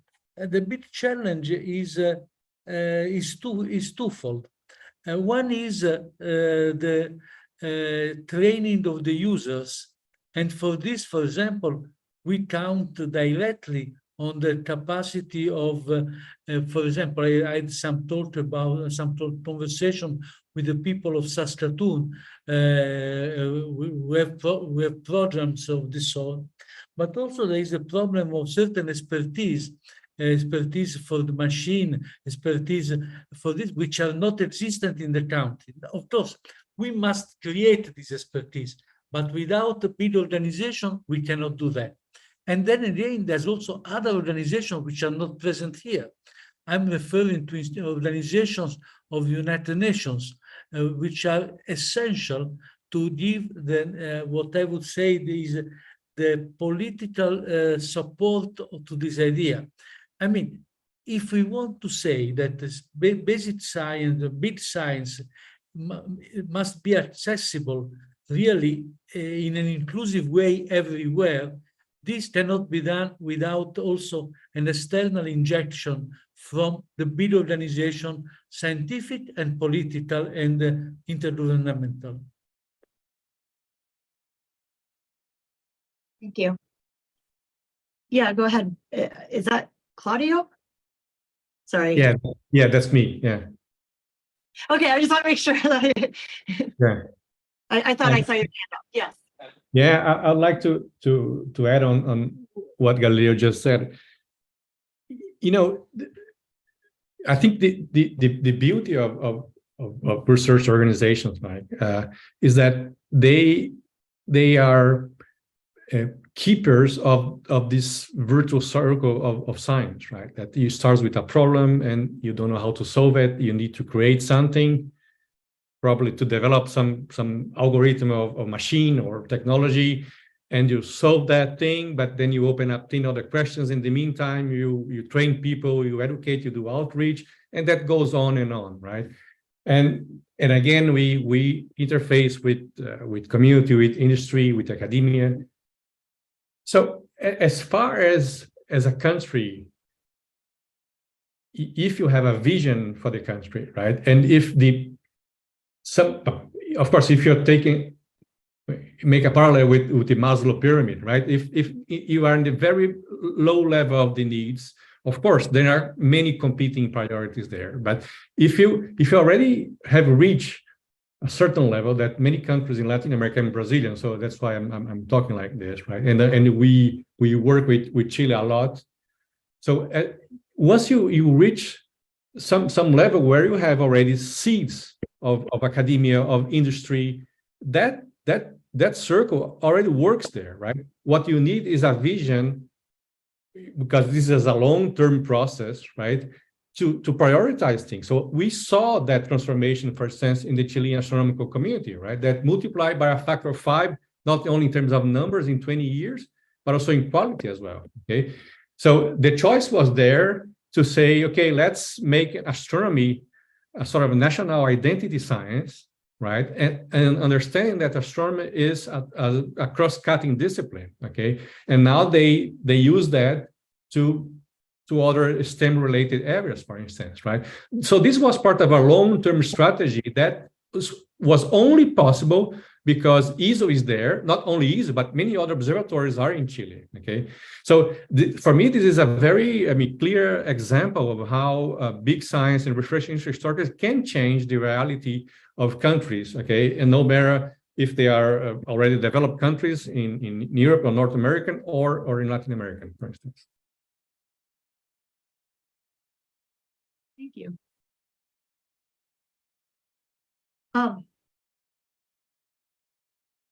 Let me move on to the next question that I have. So Nigel, I'm going to start this one with you. Can you talk about a little bit the challenges and responsibilities and opportunities for your organization? Certainly, and yeah, I won't go into the mundane ones like getting funding and things like that. I think we all suffer from those sort of challenges.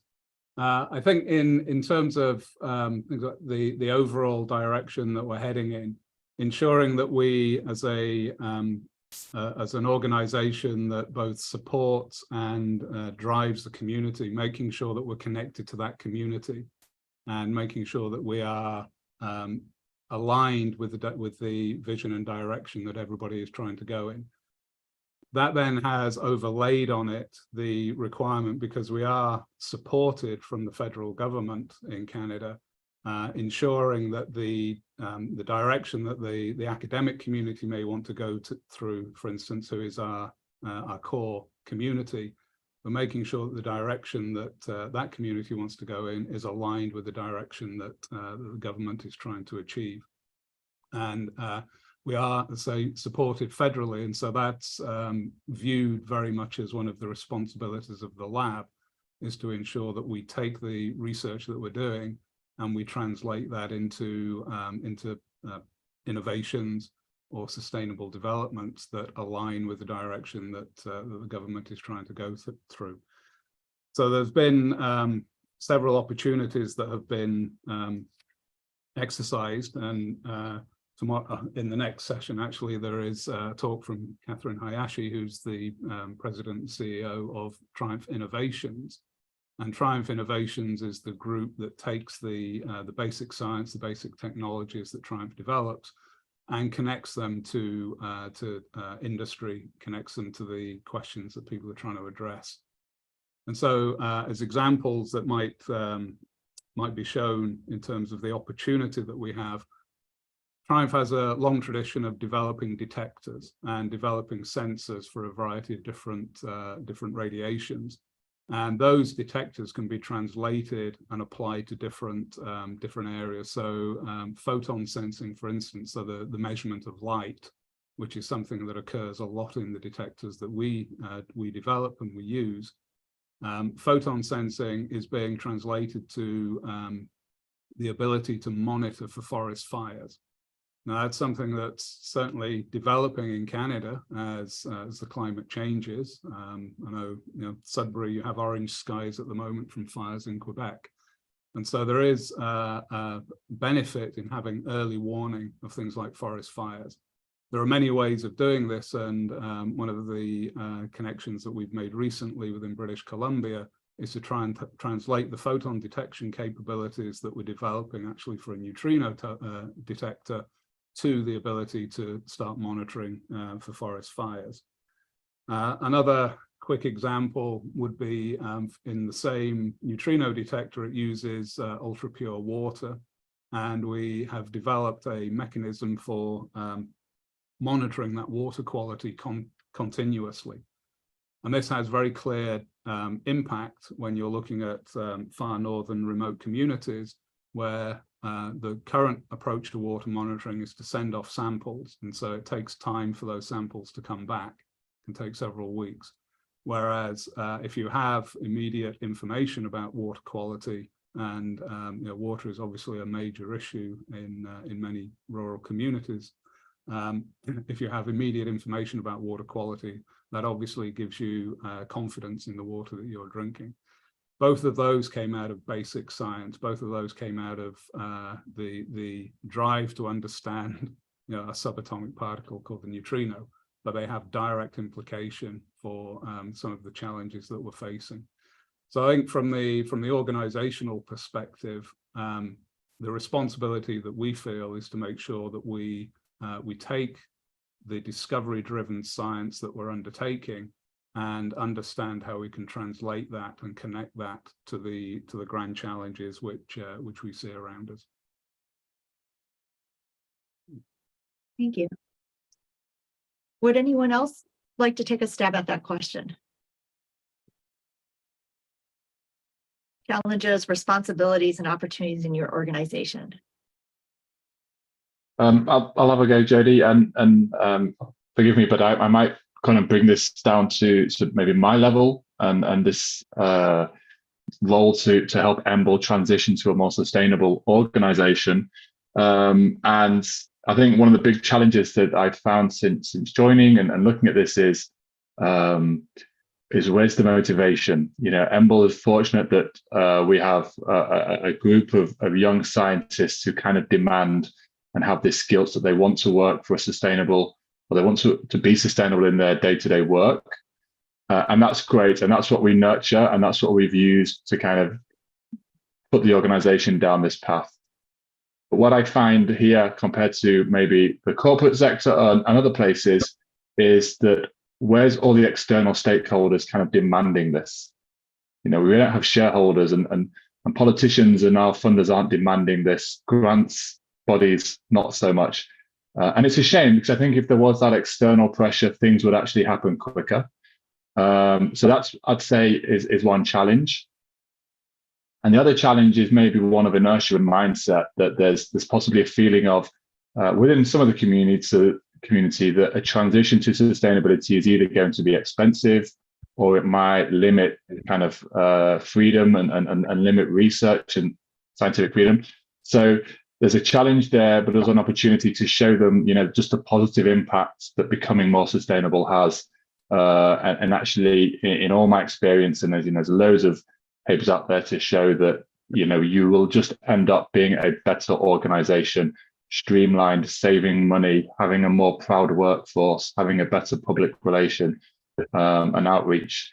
So, you know, I think there is some challenges to the idea of making big science organizations more sustainable, you know, but there are huge opportunities. And I think, you know, there's a lot of people on this panel who are driving this change. And I think we do have a responsibility to do it and then to spread the word and try and bring others along with us to maximize that impact. Thank you, Brendan. All right, so my next question, I'm going to ask you, Claudio, to start the discussion. So the question is how can basic sciences, in particular, big science, function as a catalyst of multilateral trust and cooperation in collaboration with the other sciences, humanities, and technology? Hey, thanks, Jody. I mean, this is really excellent. I think inspired by the model of CERN, right? You know, you got Europe completely destroyed after the Second World War, right?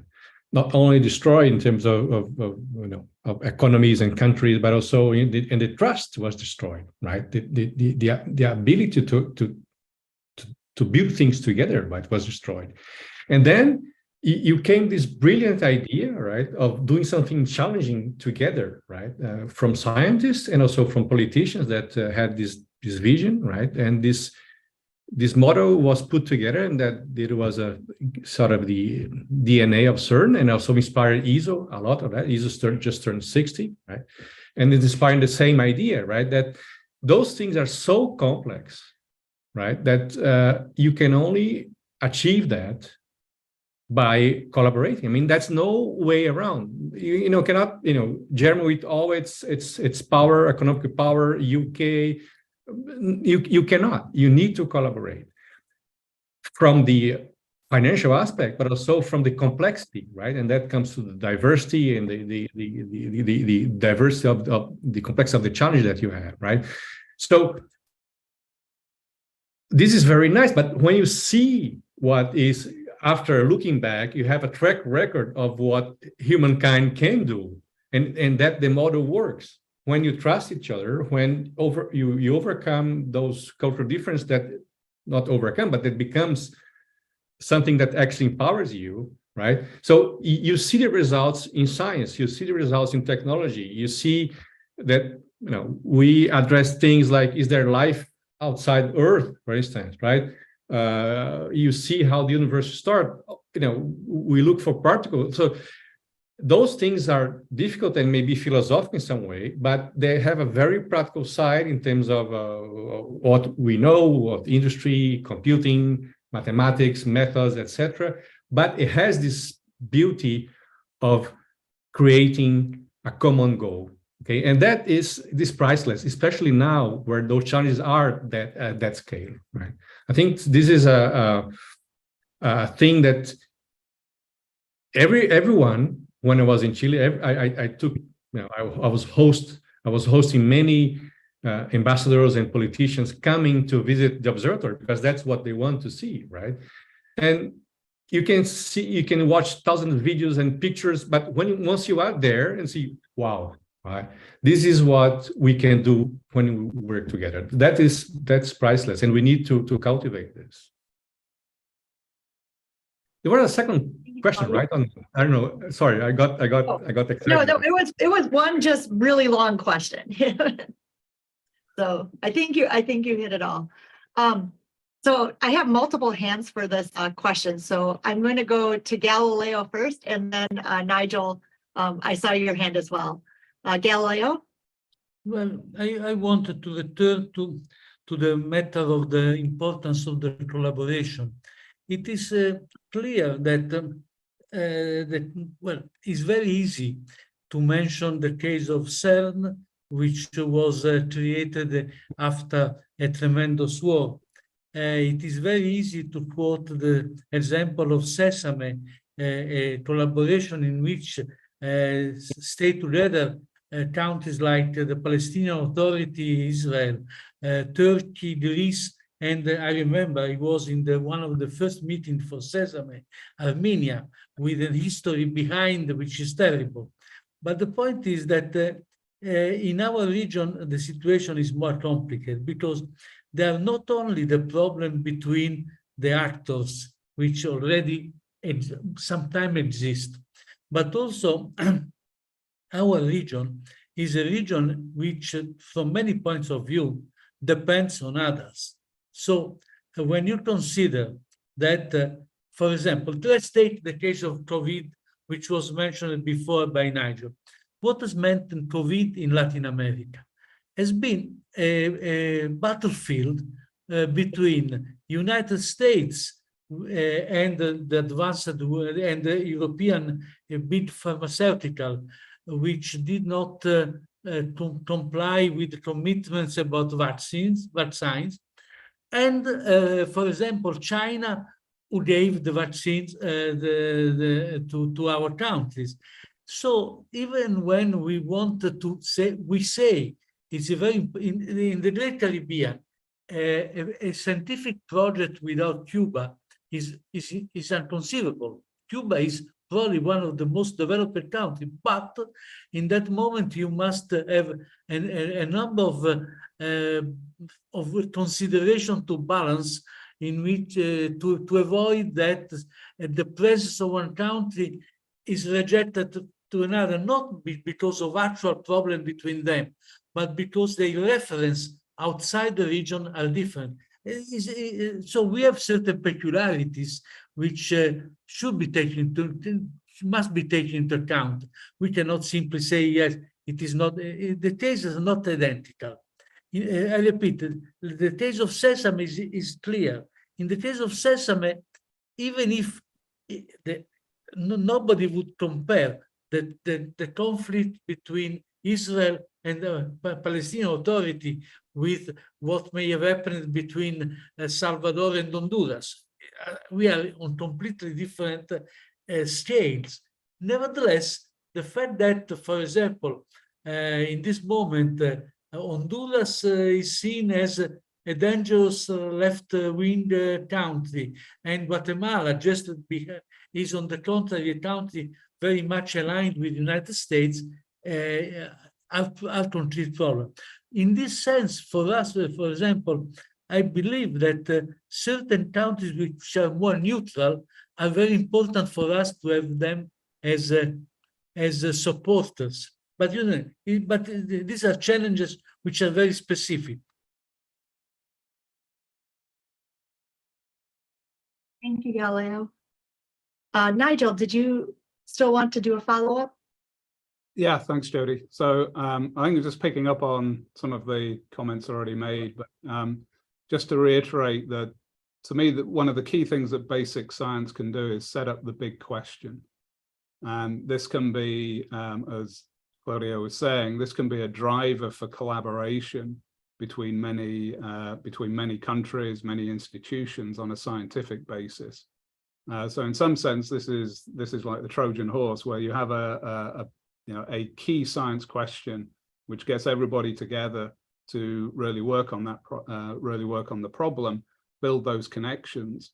But then what happens is that that intellectual knowledge, those talented individuals, then go back to home institutions all over the world.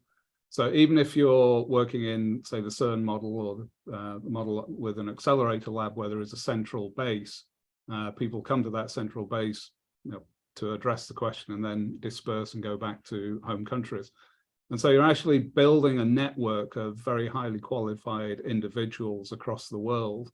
And I think that's part of the catalyst that can then take place in terms of science communication. One of the key questions that I think everybody recognizes we address at the moment is, how do you connect the big science? How do you connect the basic science questions to society in a way which then is fully accepted as being a strong driver for basic science? So science communication and outreach, I think, comes into this as well. And that's something which the big science labs, the big science organizations certainly act as a catalyst for that process. An example that I would use related to the TRIUMPH research program is on medical isotopes, where normally when you use the terminology that we are in a nuclear lab, people get a little bit worried. But in terms of nuclear, of course, it's an absolute requirement to develop nuclear isotopes, to develop radioactive isotopes, both for diagnosing cancer, so through things like PET scanning or SPECT scanning, but also for the use of destroying cancers. And there's a burgeoning area here at TRIUMPH looking at targeted alpha therapy, where you basically develop personalized treatments for individuals using alpha emitting isotopes, which are specifically linked to the proteins which connect to the cancer cells. And then because of the intense alpha activity, because of the alphas deposit their energy in a short range, it's very effective at destroying that tumor. So by being able to connect what we do at TRIUMPH for basic sciences, I mean, who would have thought that a 500 MeV cyclotron would actually be instrumental in developing targeted alpha therapy? And that's a very strong connection that can be used to demonstrate the benefit of big science to society in some of these challenges.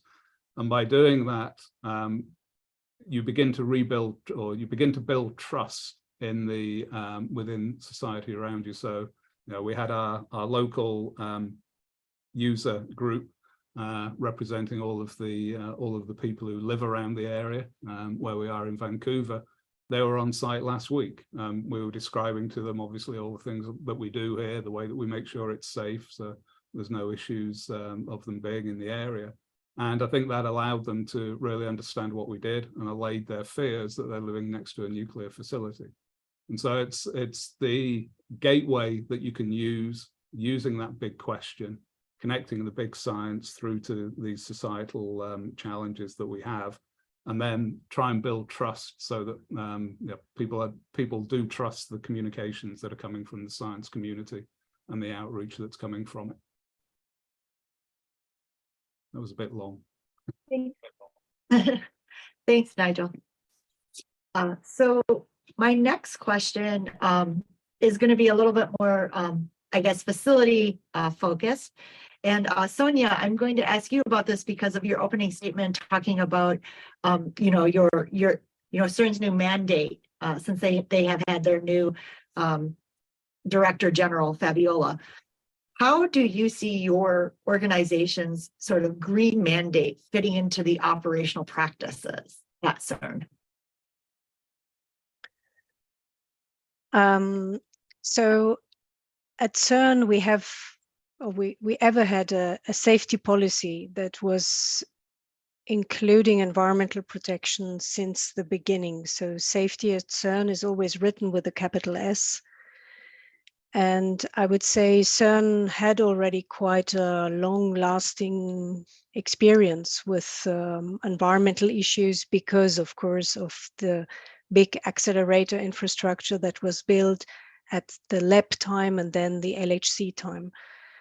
And as also Nigel pointed out, the interactions with the local community and, of course, with the two host states, one within the European community and the other one not. So somehow CERN had always to pay attention to these environmental issues. And I would say our role within the HSC unit was actually to adjust over the decades the practices to run activities in operation. What is completely changing is the effort you put into convincing people to change the practices or to align to new practices. Today, I would say everyone is aware that it is an area of importance, and you don't need to argue anymore why, or you don't need to justify why you ask departments or groups or engineers to change and align practices. And I think the whole engagement of CERN personnel has completely changed. Also, of course, not only because of a clear message of our Director General, but also, I would say, thanks to international communication on the matter. There was a big change already with, I would say, the Paris Agreement, where you had some first notions of reducing by 50% greenhouse gas emissions by horizon 2030. Then you had the IPCC reports that were published 2018. I mean, you had so many information already at a personal level. Then through the COVID pandemic, I mean, then the heat waves we are experiencing since 2 years, I think now this has also helped somehow to change a bit behaviors and really how engineers, how physicists are designing or running their activities. And I must also say, I mean, we have CERN personnel, but you have the whole community that works with CERN and the collaborations that are, I mean, part of the Atlas experiment, CMS, and the ALICE and LHCb. And you have the young scientists, they really put a lot of pressure on these subjects. And yeah, we have a challenge somehow to align what we can do in a reasonable time and what their vision would be for even more sustainable future. So that is, I mean, I come back here again to a bit of challenge, but yeah, but somehow I would say thanks to clear messages from the directions, CERN had aligned practices and of course still needs optimization. But I would say also that the directorate really is fully, I would say, conscious of the aspect. So then the practices are, let's say, more easy to integrate, and there is a lot also of communication around it. That was not the case, I would say, 10 years ago, clearly not. Thank you, Sonia. Would anyone else like to respond to this question?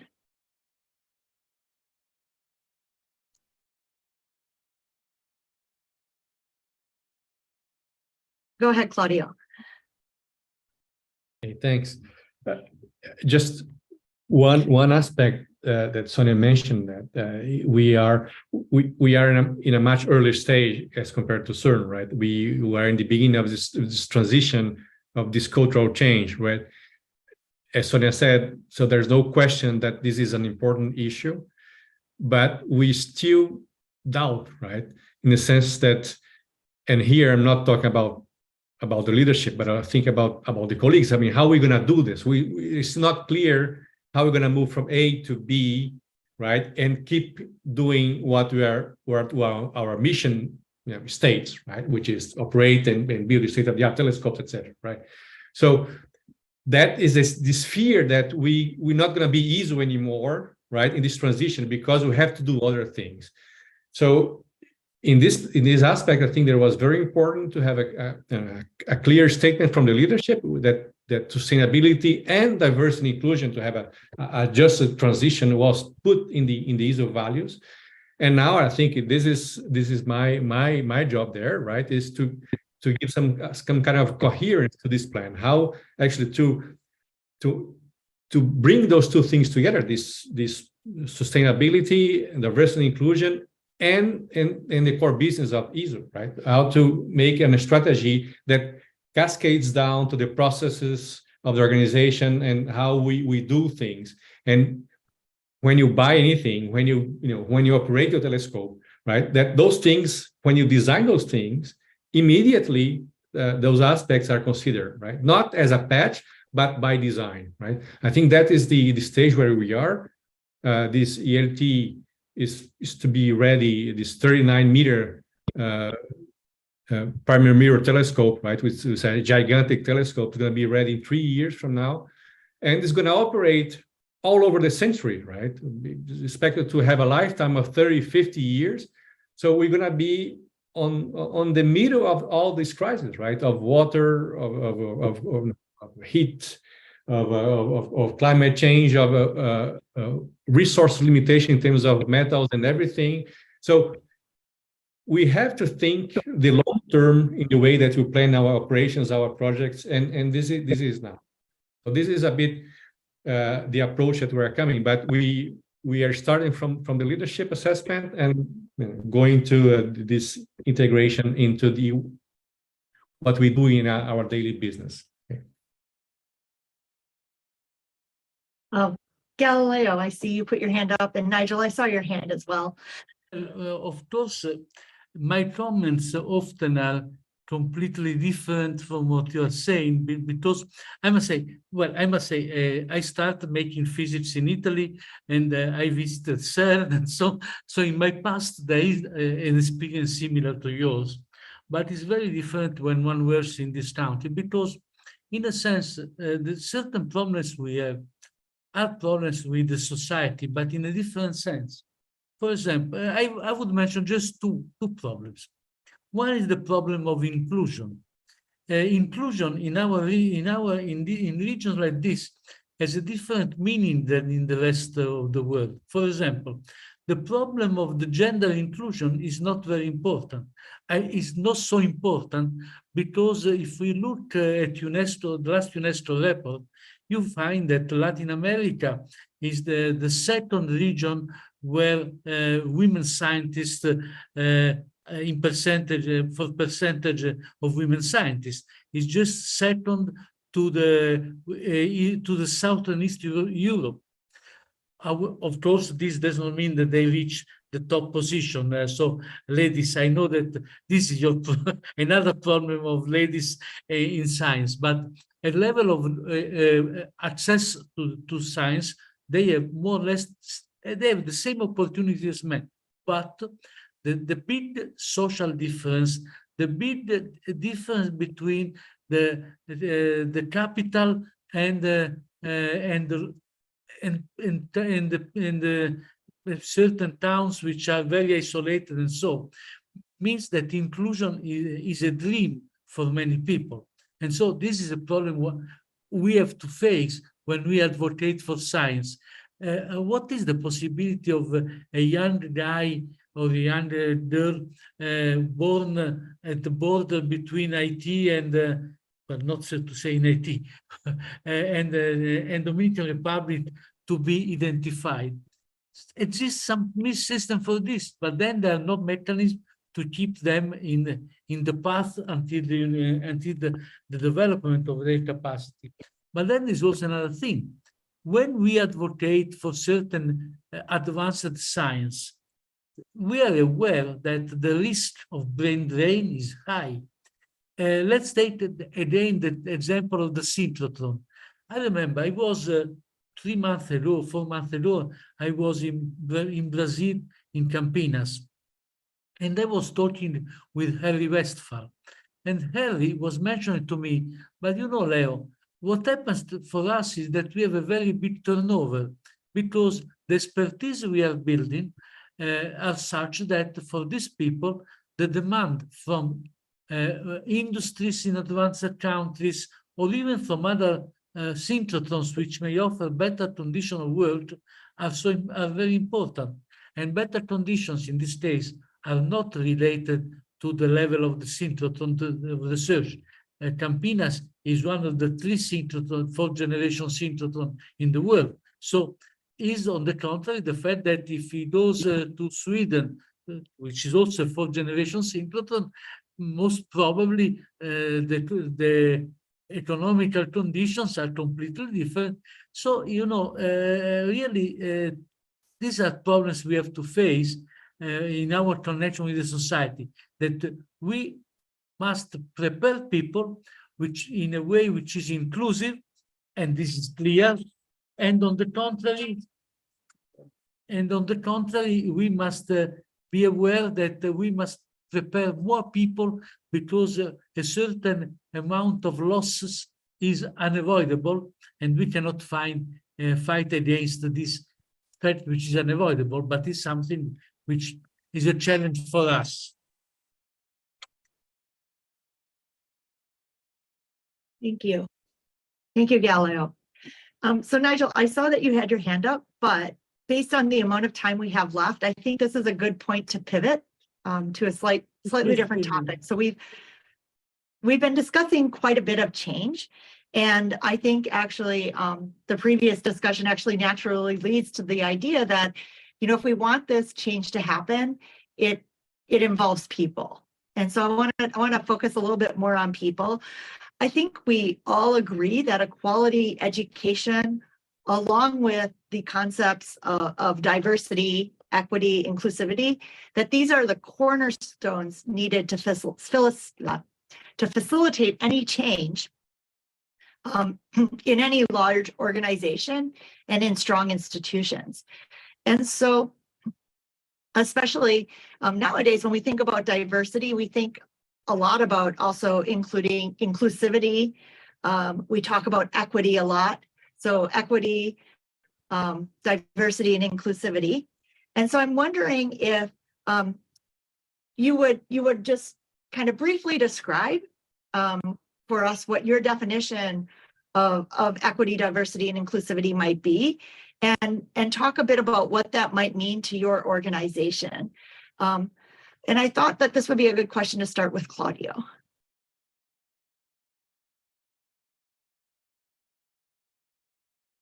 Yeah, thanks. More than I think giving a sort of academic definition, right? What those things are. I think I'd like to pick up what Galileo was saying, right? Is that so thinking if you're a business, right? And you have to, you have to be accountable to your shareholders, right? And here, shareholders are the whole society, right? In some sense. So, and you don't want to maximize just the return on investment based on one parameter, right? Would be profit in terms of business. What would be, I don't know, number of papers or things, right? You have, and this is true for us as well, we have to include into our purpose, right, other parameters that gonna lead to a division of our effort, right? And this is inclusion, right? Which to whom we are serving at the end. I think that is for me the ultimate transformation, right? Because we evolved from serving exclusively most of the time the scientific community. Now we have to broaden up to serve the whole society, right?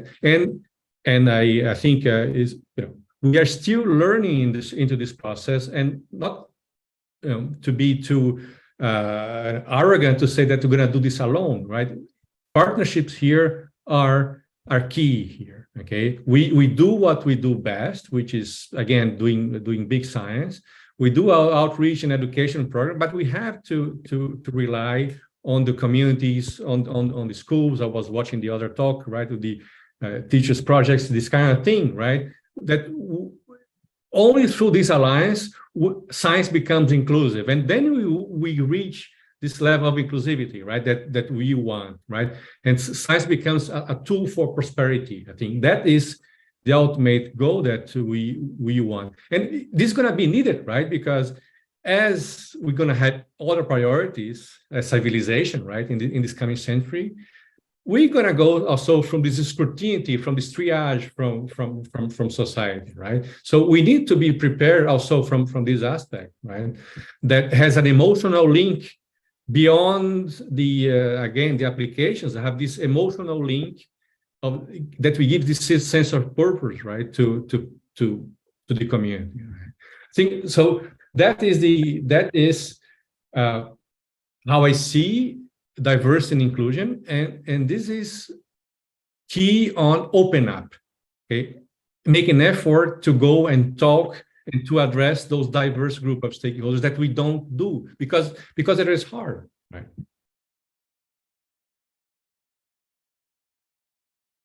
Thank you. Would anyone else like to respond to the question? Go ahead, Nigel. Sure, thanks, Jody. So I think picking up what Claudia was saying, from Triumph's perspective, in terms of diversity, what we're aiming to do is really reflect our community, reflect what Canada is, to make sure that our makeup looks like Canada, to make sure that the way that we're in bringing people in, but also bringing ideas in. And this is not totally altruistic, of course, because you get the best science when you have a diverse workforce, when you have a diverse group of people talking about problems and exploring problems from different angles. Clearly, we want to do the best for our community, for our society, for the public in Canada. But I think this also goes back to the science communication question, that if you have a diverse workforce, if you have a diverse community working with you, ensuring that the message gets out and the way that you can connect big science to sustainability and support people in those areas just becomes easier if there are channels that people can use. In Canada, of course, there is a long history of difficulties for Indigenous peoples, and this is a drive that the Canadian government is currently trying to address through things like the Truth and Reconciliation. And Triumph plays its role where it can in ensuring that we are connecting to those Indigenous communities, making sure that we're getting our communications out, making sure that we are reaching out into those communities, both to try and get the message across about what we're doing, but also to try and inspire. And that then loops back in terms of the diversity that we may be able to reflect in years to come. Clearly, this is a long-term process. I think there's, it will take several years for these to bear fruit, and I think this is where, I've been in the game, unfortunately, for quite some time, and seeing the progress that we have, even in areas like gender, you recognise that we have to really be very aggressive in being able to drive these cycles to try and ensure that we are developing a diverse community.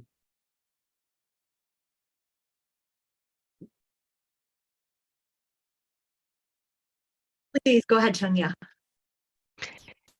Yeah, maybe I can come back to the code of conduct that was published 2010 at CERN.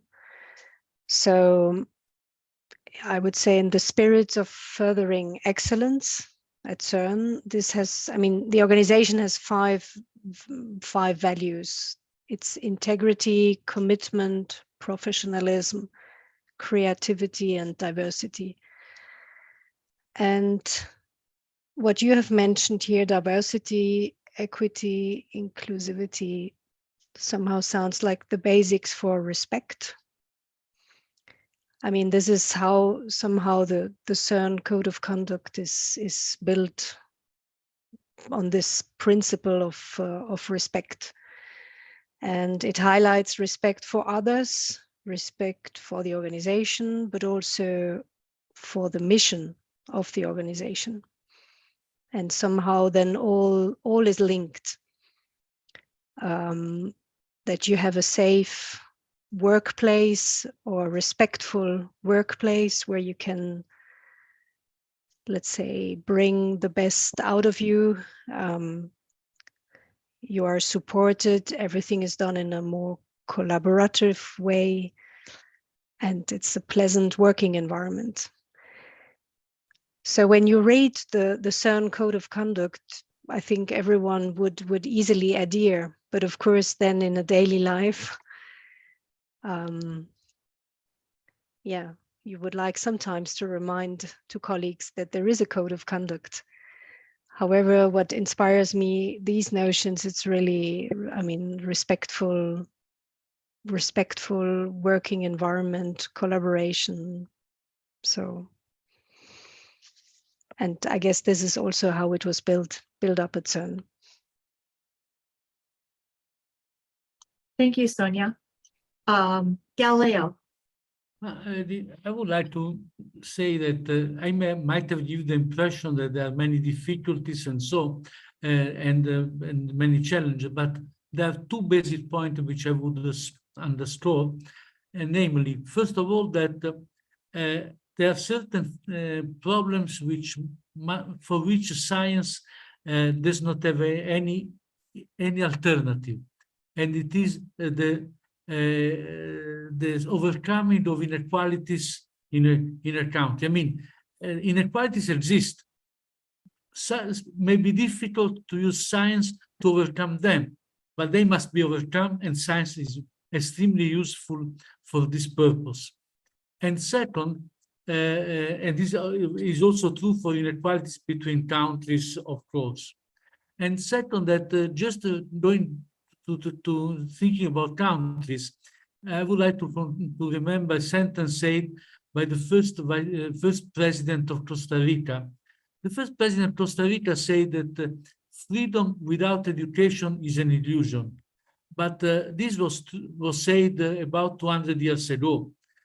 But nowadays, I would say that freedom without science is an illusion, and countries cannot forget this.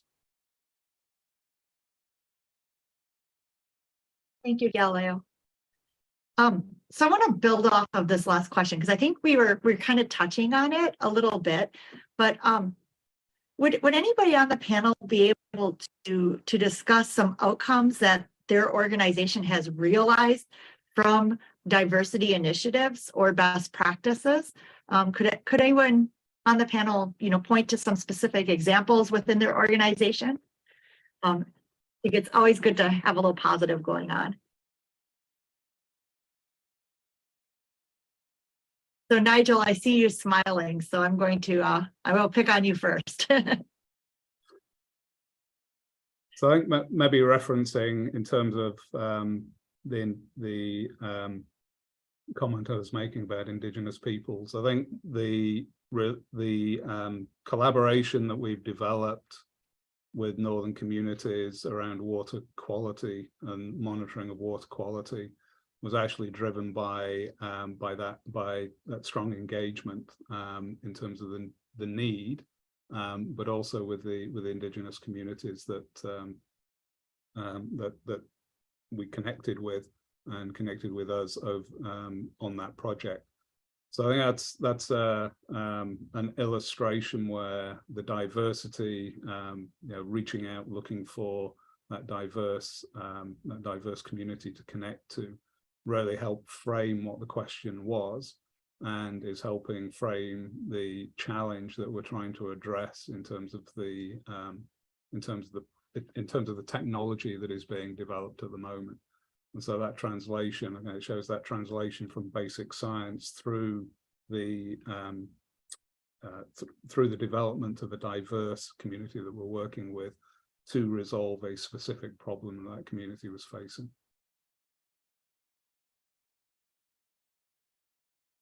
Claudio, did I see your hand up? Yeah, just to briefly mention, right, that we run many training programs, right, that I think are common to other places, right, like PhD or fellowships and this kind of thing. But also we work together on education program to basic level, to high school level, right, on the communities close to the observatories. We have internships where people learn through astronomy to do something that is illusion, right? That we're going to absorb everyone to work at ESO or to work at observatories. No, but there are disciplines there are skills that are common skills and needed. So through astronomy, we do promote this, which is the socio-economic part of sustainability, right? Is economic development of the communities and skills and training. And as we get more sophisticated in our own needs, right, we try to pass it on. I mean, we have an agreement with UN Women exactly to do this. So through optics to lab to recoating mirrors, we're trying to set up a program to train women in this second chance programs of UN Women. So women who are affected by some incidents in life, have dropped school and things, and now they are to start again. And we try to pass it on what we know and to help them to rebuild their lives, right? Through, not with astronomy, but through astronomy as a tool for this, right? So I think this is an example that we are very proud of what we do and return to the communities. Thank you.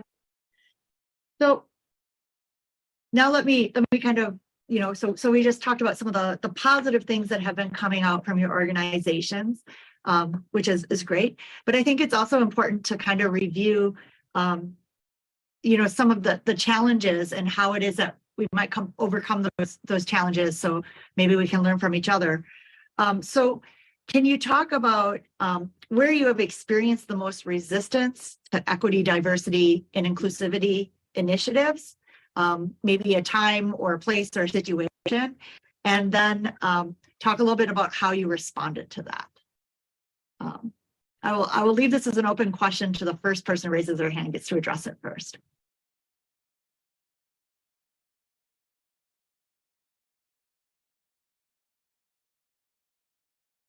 Brendan. I'll have a stab. I haven't said anything in a while. It's not the area that I'm necessarily involved in, but if I may give a perspective on what I've seen joining EMBL and joining this academic community in the last few years, it's incredibly tough. And I've noticed that big time, that I think this idea of equality, diversity, and inclusion is so difficult on many levels, and then we touched upon it already, that there's this geographical fragmentation. How is it that people in less developed economies are going to be able to afford to come and start a career in some of these big infrastructure places, which I've kind of noticed tend to be located next to very expensive cities, and they're starting out, and the pay isn't great, and unless they have that kind of support behind them, first of all, that's the first barrier, and it seems to continue to be quite tough. The way that people are kind of held up based on the number of publications that they have, through to career breaks for children, and I would just I can see that there's a massive desire to improve this situation within the community, but there is really a long way to go. And I would hope that this transition to sustainability that many organizations are going on will really help. And a kind of a small practical example of that is, you know, through COVID and this work from home and all these conferences going virtual has opened up the ability to at least listen to conferences to many, many people all around the world who beforehand would have had no idea what was being said in those. And it still isn't fair because it isn't equal to attending in person and having those face-to-face conversations, which lots of scientists hold dear to them, you know, but it is a kind of at least a small step in the right direction. And I just hope that the community manages to collaborate and continue to improve in this regard. Thanks, Brendan. I think that's a wonderful perspective. Sorry, Nigel. I was just going to certainly echo what Brendan said. I think access has been one of the challenges, and making sure that access for all is possible. And the advent of the virtual space, as Brendan says, it's not a direct replacement, but it certainly means that people can have access from, you know, wherever you are in the world, and participate in collaboration meetings, participate in conferences, and ensure that you're certainly not missing out on the information that's being distributed. I think, as an example of one of the approaches you asked about, you know, both the challenge and the opportunity, Triumph has set up fellowships to basically which are focused on underrepresented groups here at Triumph, and the intent is to try and ensure that we can increase the representation on site through these sort of fellowships. So that's both, well, that is in person, making sure that individuals can get access to Triumph, get access to the infrastructure that we have here, but certainly echo what Brendan's saying about the virtual world being a real game changer. Thanks, Nigel. Claudio, last comment. Last comment. Yeah, I promise that. So for me, what I see, right, I think in terms of initiatives and things, you know, this culture of respect and this willingness to move forward, to be more inclusive, to take into account the different groups, I see all that.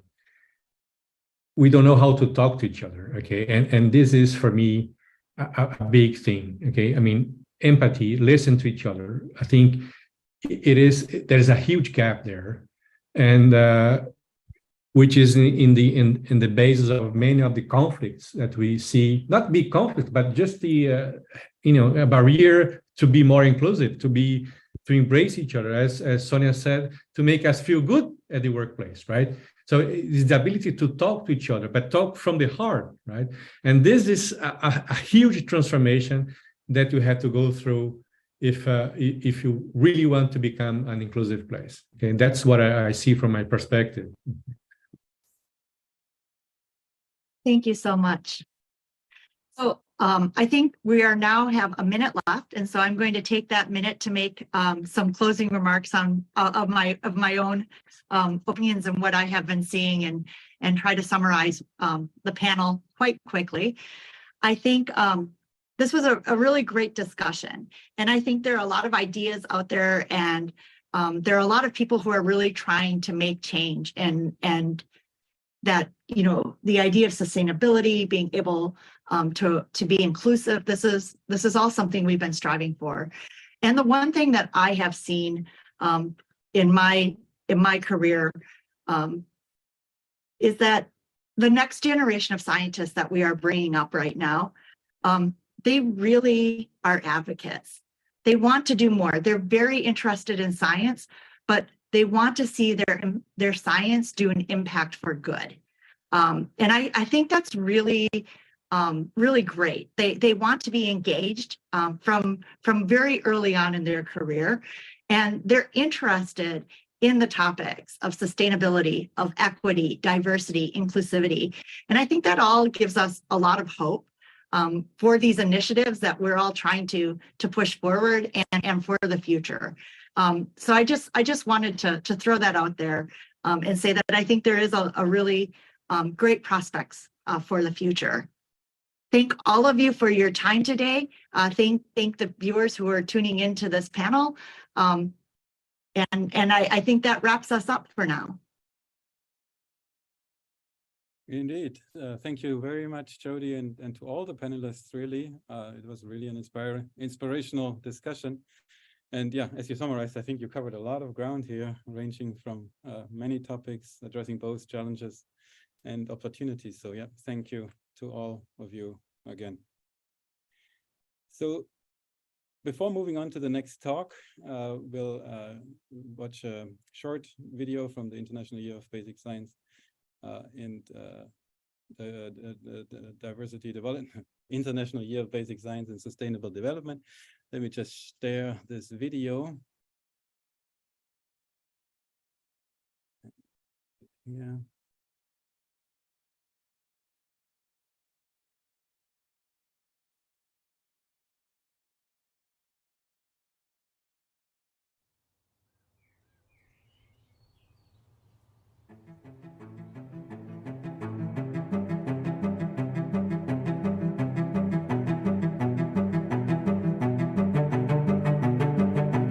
Curiosity about the world around us is what makes us human.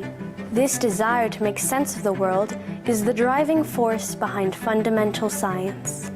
Stirred by this curiosity, each new generation of scientists adds to the pool of knowledge built up by previous generations. We are at a crucial time for the future of our planet. Now, more than ever, it is imperative to use this pool of knowledge to help solve the global problems we face and pave the way for a more sustainable development. And we must not stop being curious. Future generations will be inspired by the knowledge we contribute today, equipping them with the powerful tools they need to build a better world.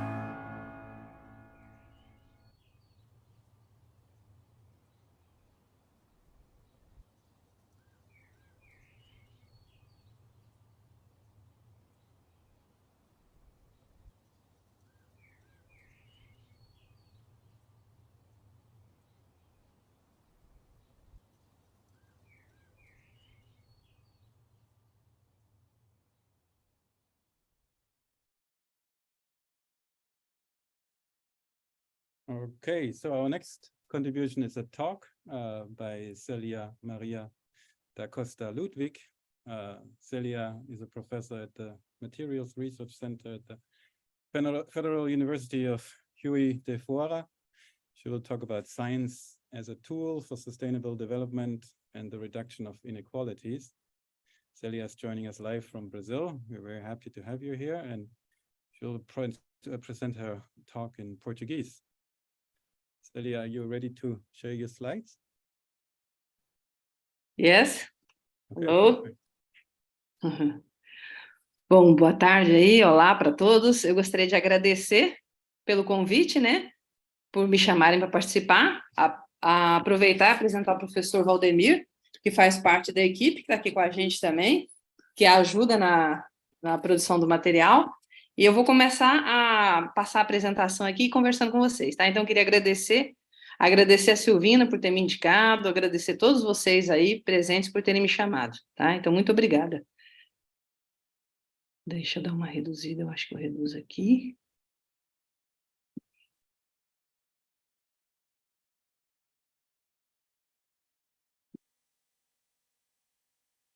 No início.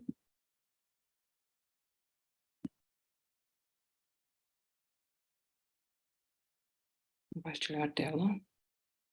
Acho que é essa daqui, né?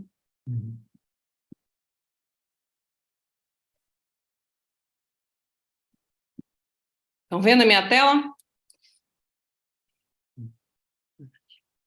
Ok? Yes, Então tá bom. Bom, eu vou apresentar para vocês um pouquinho do que a gente faz aqui na Universidade Federal de Juiz de Fora. A gente envolve um time de pessoas, não só professores, mas alunos também, estudantes e professoras também do ensino médio. Então, o que a gente faz com isso é usar a ciência, né, como uma ferramenta para poder reduzir as desigualdades. Então, a gente faz uma visita às escolas, a gente leva a ciência que a gente faz dentro da universidade para as escolas. E nessa troca a gente aprende muito, porque a gente não leva só o material para eles, a gente também acaba aprendendo e acaba trocando ideia com eles. Essa necessidade surgiu de eu falar sobre ciência, de eu passar ciência com as crianças, por eu ser mulher negra, e por a gente ter muito pouca mulher, por a gente ter uma baixa representatividade dentro da ciência. Então, a gente precisava buscar modelos para poder inspirar as meninas a estarem na ciência.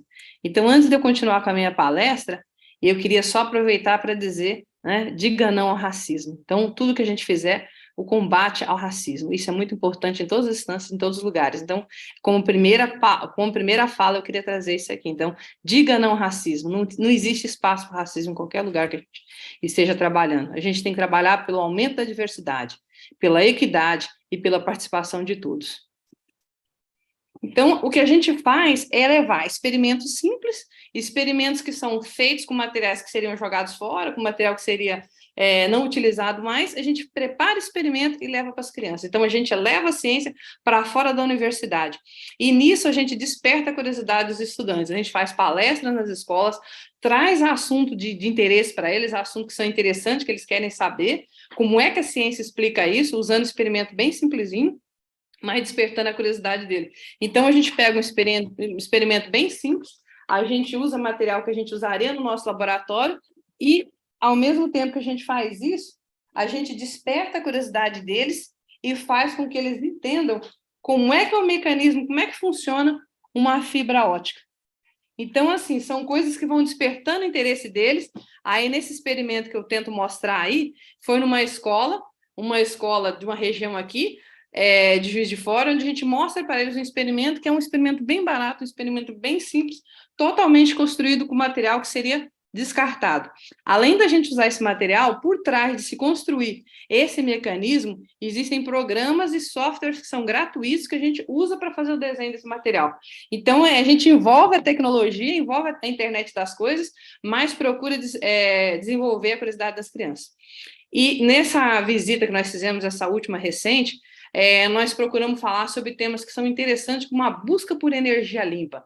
Então, a gente colocou um assunto que é tratado dentro do nosso laboratório, que é a produção do material que a gente usa para a célula fotovoltaica e mostrar para a criança a necessidade de fazer essas pesquisas. Eles ficaram super empolgados nessa visita, eles tiveram a oportunidade de ter contato com o material que a gente produz, deixa eu ver se eu consigo mostrar, são os cristais que são desenvolvidos no laboratório. Então, são coisas simples para a gente no laboratório, mas para eles desperta uma curiosidade, que eles querem saber como é que isso é produzido, como é que isso é encontrado, como é que isso é feito.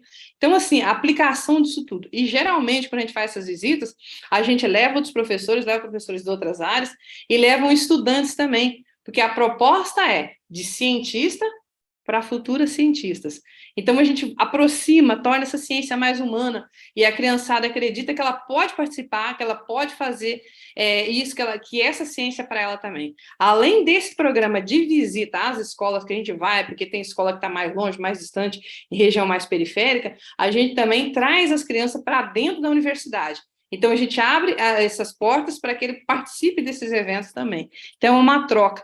Às vezes, a gente acha que a gente vai só levar conhecimento, não, a gente também vai trazer um pouquinho de conhecimento, principalmente a valorização dos conhecimentos ancestrais. O que a gente conta, né, nessas nossas visitas é com o Centro de Ciência. Aí eu vou colocar as atividades que a gente faz, a gente costuma fazer algumas atividades, é a Jornada de Divulgação Científica, que é uma semana onde a gente faz uma série de atividades, ela é desenvolvida no Centro de Ciência ou no Jardim Botânico. Esse ano, a última que teve, nós fizemos um conjunto dos experimentos, tanto no Centro de Ciência quanto no Jardim Botânico. Por quê?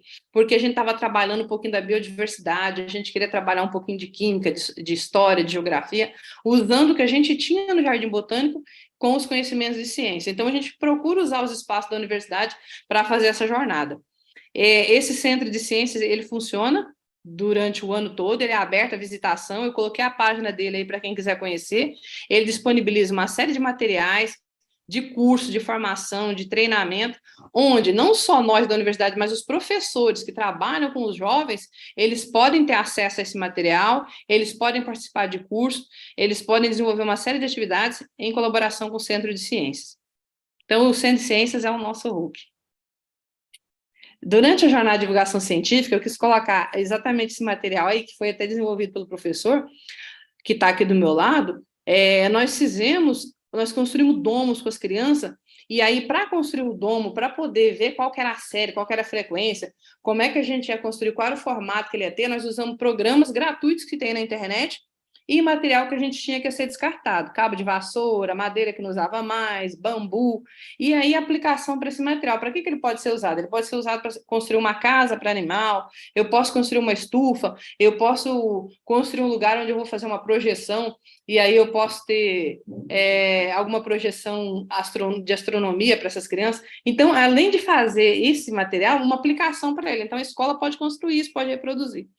Então, essas atividades que a gente tem são atividades que acontecem não só nessa semana, nessa jornada, mas elas acontecem também durante o ano. Nesse tempo, a gente faz uma amostra de vídeo, faz sessão de planetário, tem museu interno dentro do Centro de Ciência, também os alunos fazem a visitação, tem contação de história, onde a gente convida cientistas e elas contam um pouco da sua história. Como é que foi a carreira? Eu faço parte de um outro grupo, que é o Parenting Science, a gente discute as questões da parentalidade, do impacto da parentalidade na ciência. Então, a gente convida outro cientista para contar como é que é a carreira, como é que são os percalços, as dificuldades, os desafios que a gente encontra. Então, é uma coisa bem variada. E tem ciência e arte na praça. Ciência e arte na praça é divertido porque a gente combina o que tem de legal na arte e na ciência e faz um bem bolado para a criançada. Então, é um evento que acaba reunindo muito mais pessoas, a comunidade participa desses eventos. Então, ciência e arte na praça ou no Jardim Botânico é algo bem interessante, que acaba motivando. E a gente traz as pessoas para dentro da universidade. Eles ficam interessados em conhecer o que tem lá e participar de outras atividades. E para contar o que acontece, né, para que isso seja espalhado para outras pessoas, então agora eu coloquei a página também, tudo isso é publicado. Então a gente reúne, a gente escreve, a gente conta como é que são feitos esses experimentos, como é que foi a nossa sensação durante esses eventos, o que nós aprendemos, o que as crianças aprenderam, e aí a gente publica isso nesses livros que ficam lá, gratuito para download, para quem quiser acessar, professores do ensino médio, pesquisadores. A gente precisa, talvez, assim, num próximo passo, seria traduzir esse material para que o material fique mais universal. Então, passar ele para outras línguas, passar ele para o inglês, para o espanhol, que eu acho que aí ficaria bem bacana. E eu escolhi 2 temas, porque esses temas da jornada, eles são escolhidos de acordo com o que acontece na Semana Nacional de Ciência e Tecnologia. Então, um foi a ciência para a redução das desigualdades, como é que essa ciência pode ser usada para reduzir a desigualdade, como é que ela pode ser usada para chegar em outras pessoas, como é que o conhecimento dos povos tradicionais, dos quilombolas, podem ser utilizados para incentivar, para inspirar essas crianças na ciência. Então, esse foi um tema. Teve outro tema que foi desigualdade, tratar as questões socioeconômicas que a gente trabalhou, trouxe a trajetória de mulheres, trouxe menina, tem um que é de cientista para futura cientista, tem menina no laboratório, Arduino, né, que é o que a gente usa uma plataforma para fazer a programação, como mostrar mais para frente, não é só para menino, né? Então Arduino também é para menina.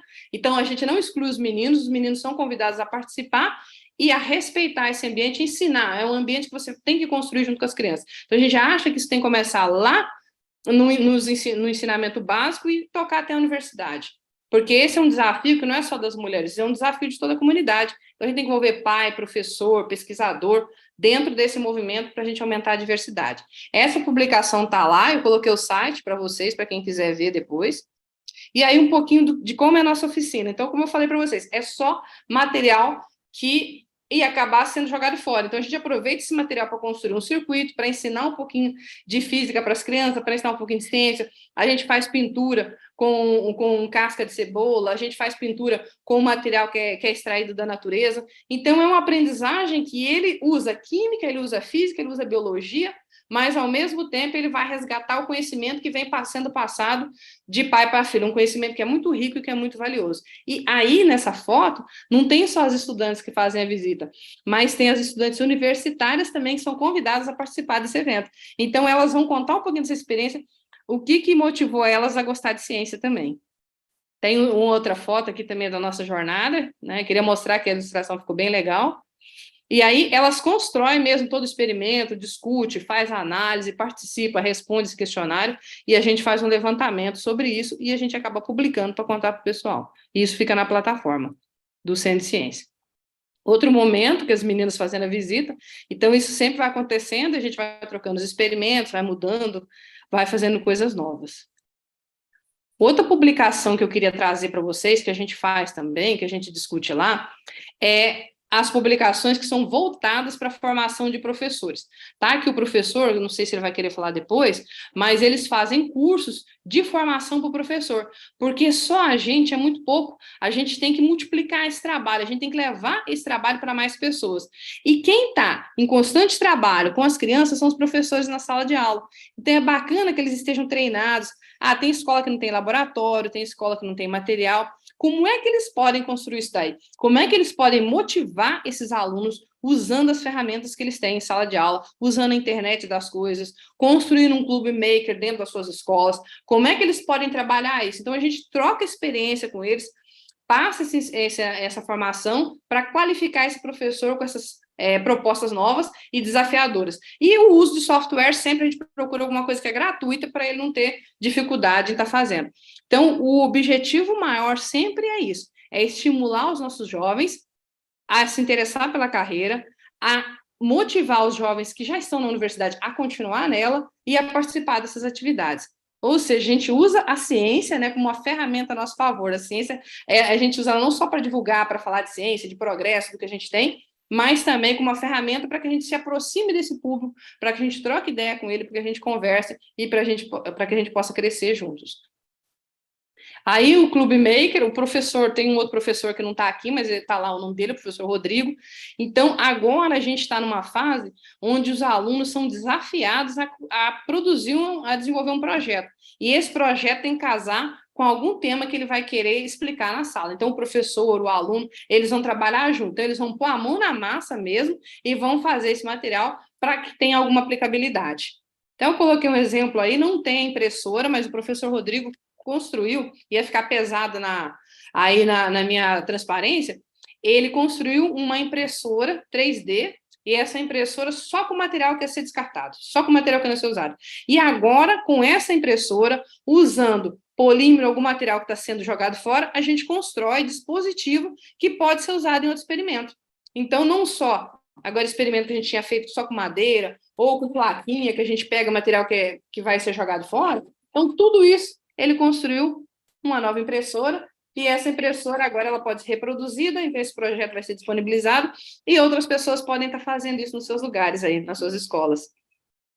Então aqui, né, a oficina que o professor deu para os alunos, quer falar alguma coisa, professor? Não. Não? Então tá. Essa oficina aqui foi realizada no Centro de Ciência, também com Arduino.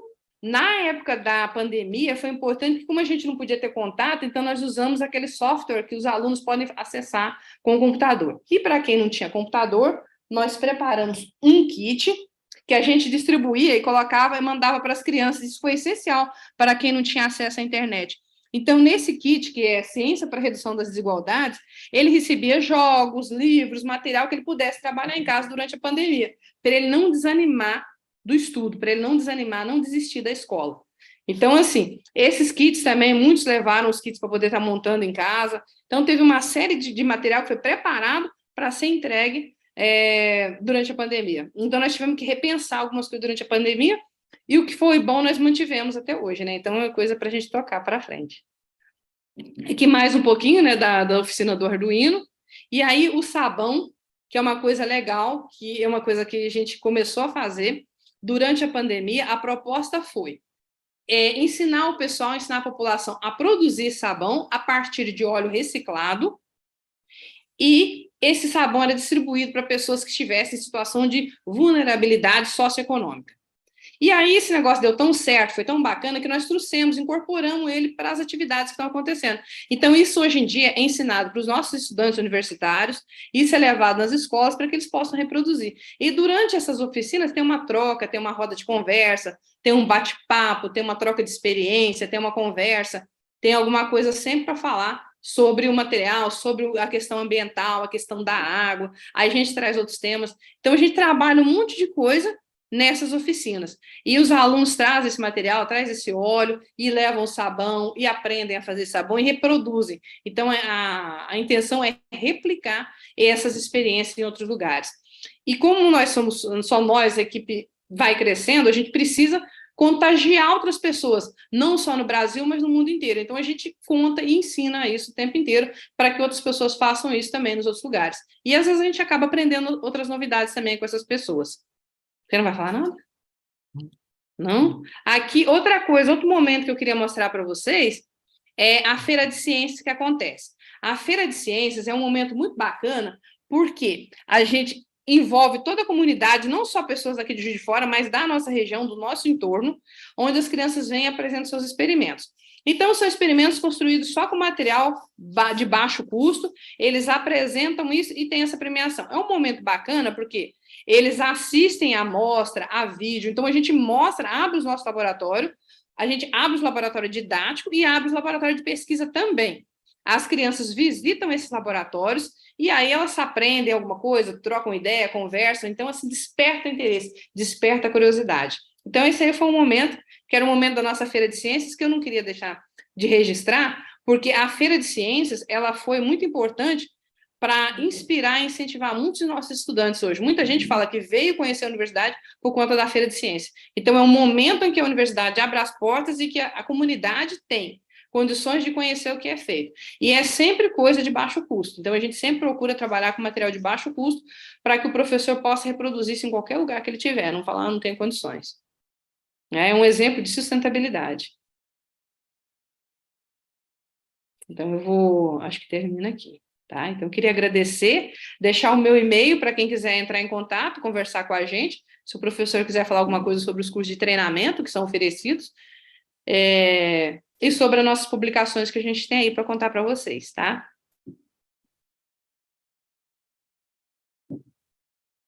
Oh, thank you, Celia, very much for this very nice contribution. Yeah, as before, all this attendees of this webinar can communicate via the YouTube chat if there's any questions after this. And so, yeah, we would like to thank you again, Celia. Muito obrigado to you in Brazil. And yes, thank you. Obrigada. Obrigado. Okay, let us move to the final talk for this segment 4 in this webinar. We're joined by Matthias Danninger from Simon Fraser University, speaking live from Vancouver, Canada. He will talk about cutting-edge particle physics, an opportunity for ocean and climate science. So Matthias, if you're ready, please take the floor. All right, maybe just a quick check. Can you hear me? Yes, we can hear you. Perfect. And I guess you can see the slides as well. Yes, perfect. Excellent. All right. So yeah, thank you very much for this opportunity. And I'm very happy to talk to you about the Pacific Ocean neutrino experiment and also what we could potentially, or how we can be an opportunity for ocean and climate science.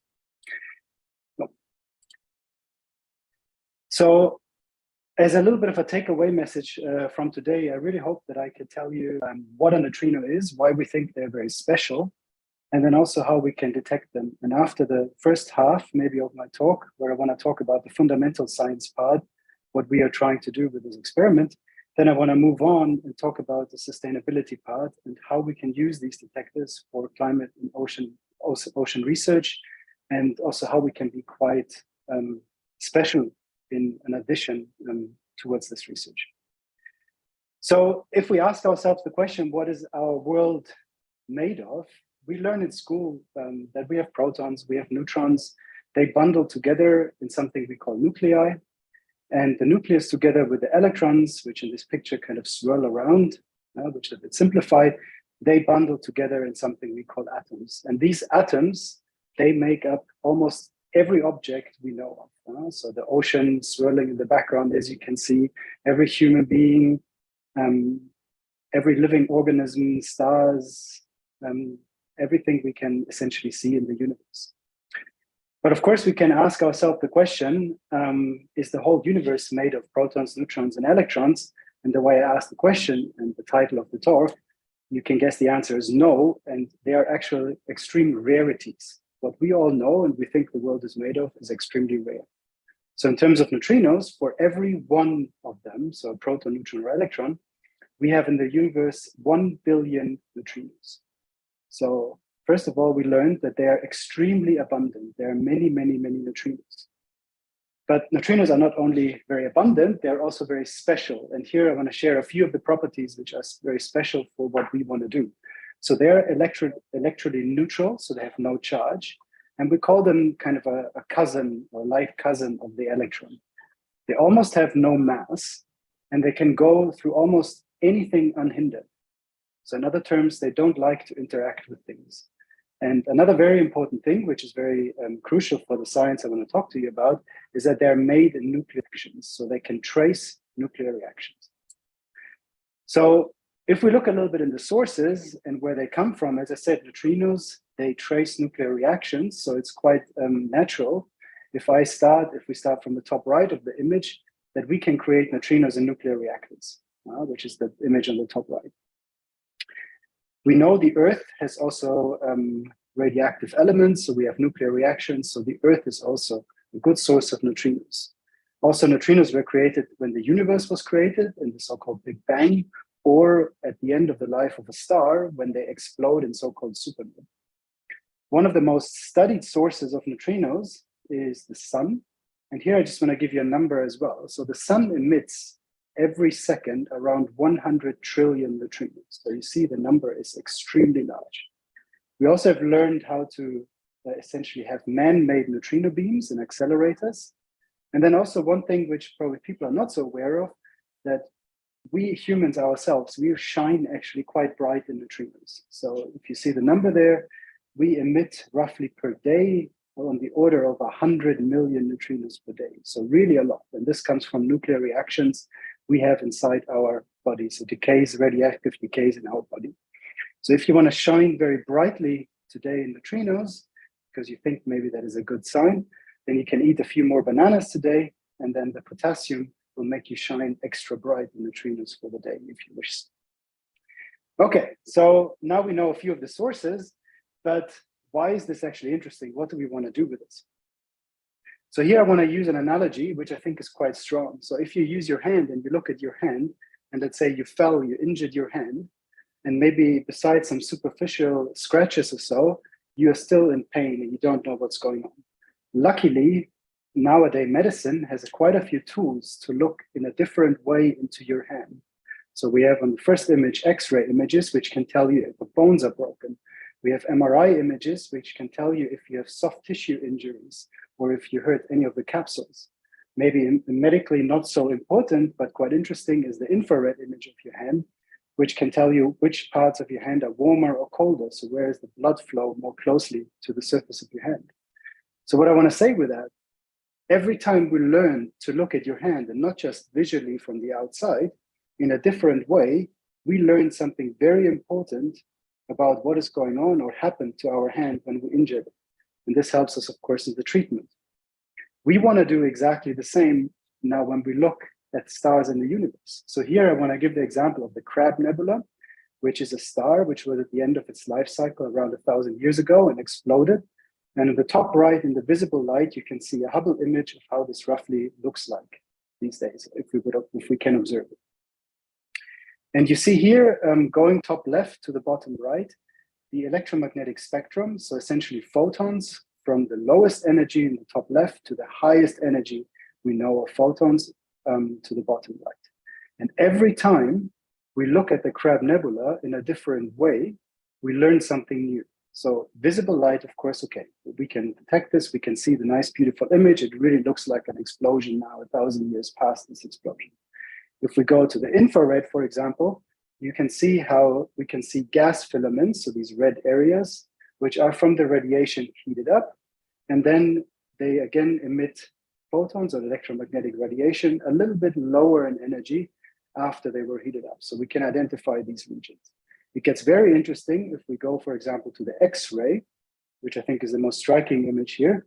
So you can really start to see a central little core, which is the neutron star, a kind of a rotating accretion disk around it, where the whole matter falls into this neutron star, and along the axis, some sort of jets, some sort of how the neutron star ejects some material. So we actually can see that this is not essentially an explosion and nothing is left over. You can start to make out there is something left at the core of it. And that is also what you can see in gamma rays in the highest energy, where only the core is shining quite bright in these gamma rays. So now as we talk about neutrinos, and we heard neutrinos trace nuclear reactions are of course very important, and the neutrinos would be the only type of particle which could tell us exactly inside of these what is going on. So our question would be, of course, we want to know if we look into neutrinos, what can we learn, how would they look? A second step, why I think is very exciting, it's a bit more challenging diagram, is why neutrinos are so important to understand the universe. So here you see on the y-axis distance. So this would be galactic to cosmological distance scale. So you know how far it is to our galactic center to the next galaxy, or on very, very far distant cosmological distances. On the x-axis, you see the energy from the lowest possible energy, how we can observe the universe, which is so-called cosmic microwave background, the image on the top, to the highest energies we know. Yeah? And the important part of this plot is that all the white we can kind of observe and understand. But there's a black region towards the most enigmatic part, so the highest energies and the furthest away distances in the universe, where photons are, or the universe is opaque to photons because they get absorbed. So we have no means currently to see into this part of the universe. But neutrinos can look into this part of the universe, and we might not have seen the most obscure and craziest phenomena we could think of. You know? So 20% of the universe we have not been able to observe yet. And neutrinos hold the key to this as well. Okay, so now we heard neutrinos don't like to interact, but you want to kind of detect the neutrinos. So what could you do? As they don't like to interact, you should build something very, very big. So we can use water, or also ice is a very good medium because we want to detect them via something we call Cherenkov radiation. So you can put in the ocean or also in a glacier, so-called photomultiplier tubes or a lattice of cameras. So this is quite a large extent, as you can see on the left in the image. And then if a neutrino comes close to your detector from the bottom right there, it could interact nearby or inside your detector. It could create via this light cousin, like this electron, or also the muon is a different particle like the electron, just a bit heavier. It would fly through the ice at supersonic or at superluminous speed, so faster than the speed of light in this medium, and it would emit this so-called Cherenkov radiation in this characteristic cone. And this light from this cone we can detect with our little cameras in the ice or in the wood. So you can imagine this Cherenkov radiation is something very similar when you think of an airplane which is going supersonic. A sonic boom, and then the acoustic waves, the sound waves, which are emitted from this airplane in a very specific cone-like pattern. So the same can happen in a medium with light. And this is essentially the detection mechanism, how we can do neutrinos. So then we can reconstruct from the light we detect the electron or the muon, and from this we can infer back where the neutrino came from, and you can do astronomy with this. So here's an event from the so-called ice cube experiment. So it's a simulation just to show you how this looks. So we have this lattice of cameras. So each of these strings or mooring lines, we call them later, they're a kilometer long, have a lot of sensors on them, and the whole array here is huge. It's like 1 cubic kilometer of instrumented detector volume.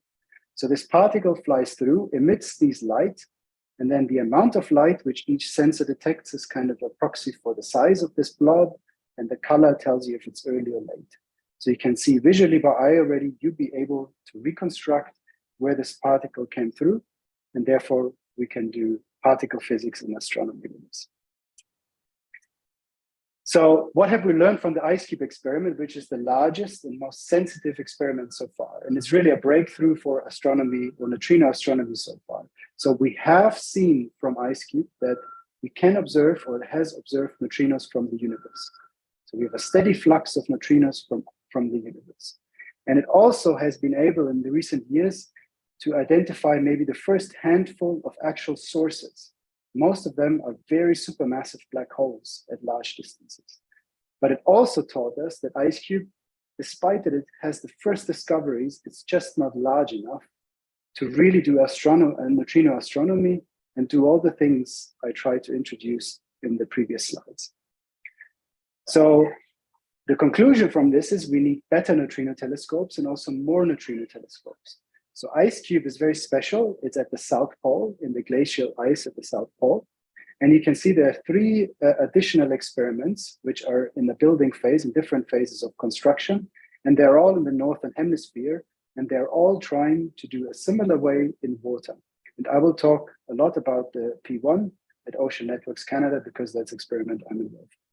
And the reason why we want to go to water is because of the properties of water, of the optical properties. Water allows for a more precise understanding of where the neutrinos are coming from. And then even if you can build the same size detector as IceCube, if you can more precisely tell for the neutrinos where they come from, you can do significantly better astronomy with these neutrinos. All right, so let's go fishing in the ocean for the neutrino. So we are here, as was before mentioned, that I'm speaking to you from Vancouver, which is on the west coast of Canada. And we have a very unique infrastructure here on the west side or west coast of Canada, so-called Ocean Networks Canada. It's a huge deep sea infrastructure, and this provides the perfect platform to build such an experiment. It's one of the world's largest and most advanced cabled ocean observatories. And you can see at the bottom, there's the Cascadia Basin in roughly 3,000 meter depth. And this is the designated location for the P1 experiment. So where are we today? So we are in an early stage of this experiment. So we currently have in the ocean, so we deployed this in prototypes or essentially to understand the water properties, understand the Cascadia Basin, these kind of mooring lines, they're a bit smaller. You can see there are 2 lines with 110 meters and 1 line with 450 meters. But we are moving on quickly, and we are currently developing and hopefully deploy next year or in the next 2 years 2 1 kilometer long mooring lines will be the first lines of the experiment we want to do. In the years to come, from 2025 to 27, we roughly will build the first kind of cluster of strings. So you can see this is quite large. So each of these is 1 kilometer in vertical distance, and we can see a few hundred meters across. And then if all goes well and the science goes well, we would like to push for a very huge detector, which you can see, which will be a little bit further in the future. Okay, so this was a very brief rundown of the fundamental science we want to do. So now, why is this exciting for climate and ocean science? So first of all, we are deploying 1 kilometer long instrumented mooring lines at the ocean floor, so very deep down. All mooring lines together, once this instrument starts to grow, is a gigantic instrumented array. So for people who do ocean science, these are unprecedented scales. Even acoustic arrays of larger scale, they're usually on the meters to tens of meters, maybe sometimes a few hundred meters long. But this is a huge, gigantic array.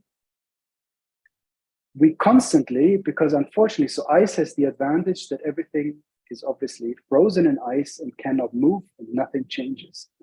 So the pun is intended, water is a little bit more fluid, also the conditions are more fluid. So if we want to do precise, excellent particle physics and neutrino physics, we need to constantly monitor the water properties, study bioluminescence, the salinity, the temperature, the ocean currents, and not only study them once, we constantly have to track their changes. And we also, in order to understand in the ocean, these mooring lines, they don't just stay straight, they will sway around. Again, for precision science, we need to know at all the times where they are exactly. So we will deploy a huge acoustic sensor array to track the positions of the detector.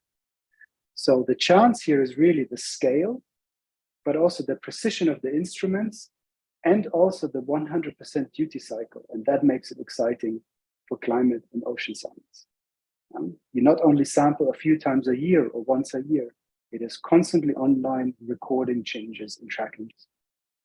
So in the next few slides to the end of the talk, I want to give you a few of the things we are already implementing, trying to do, or other things which are planned, which we could do. And it's just a snapshot of the things.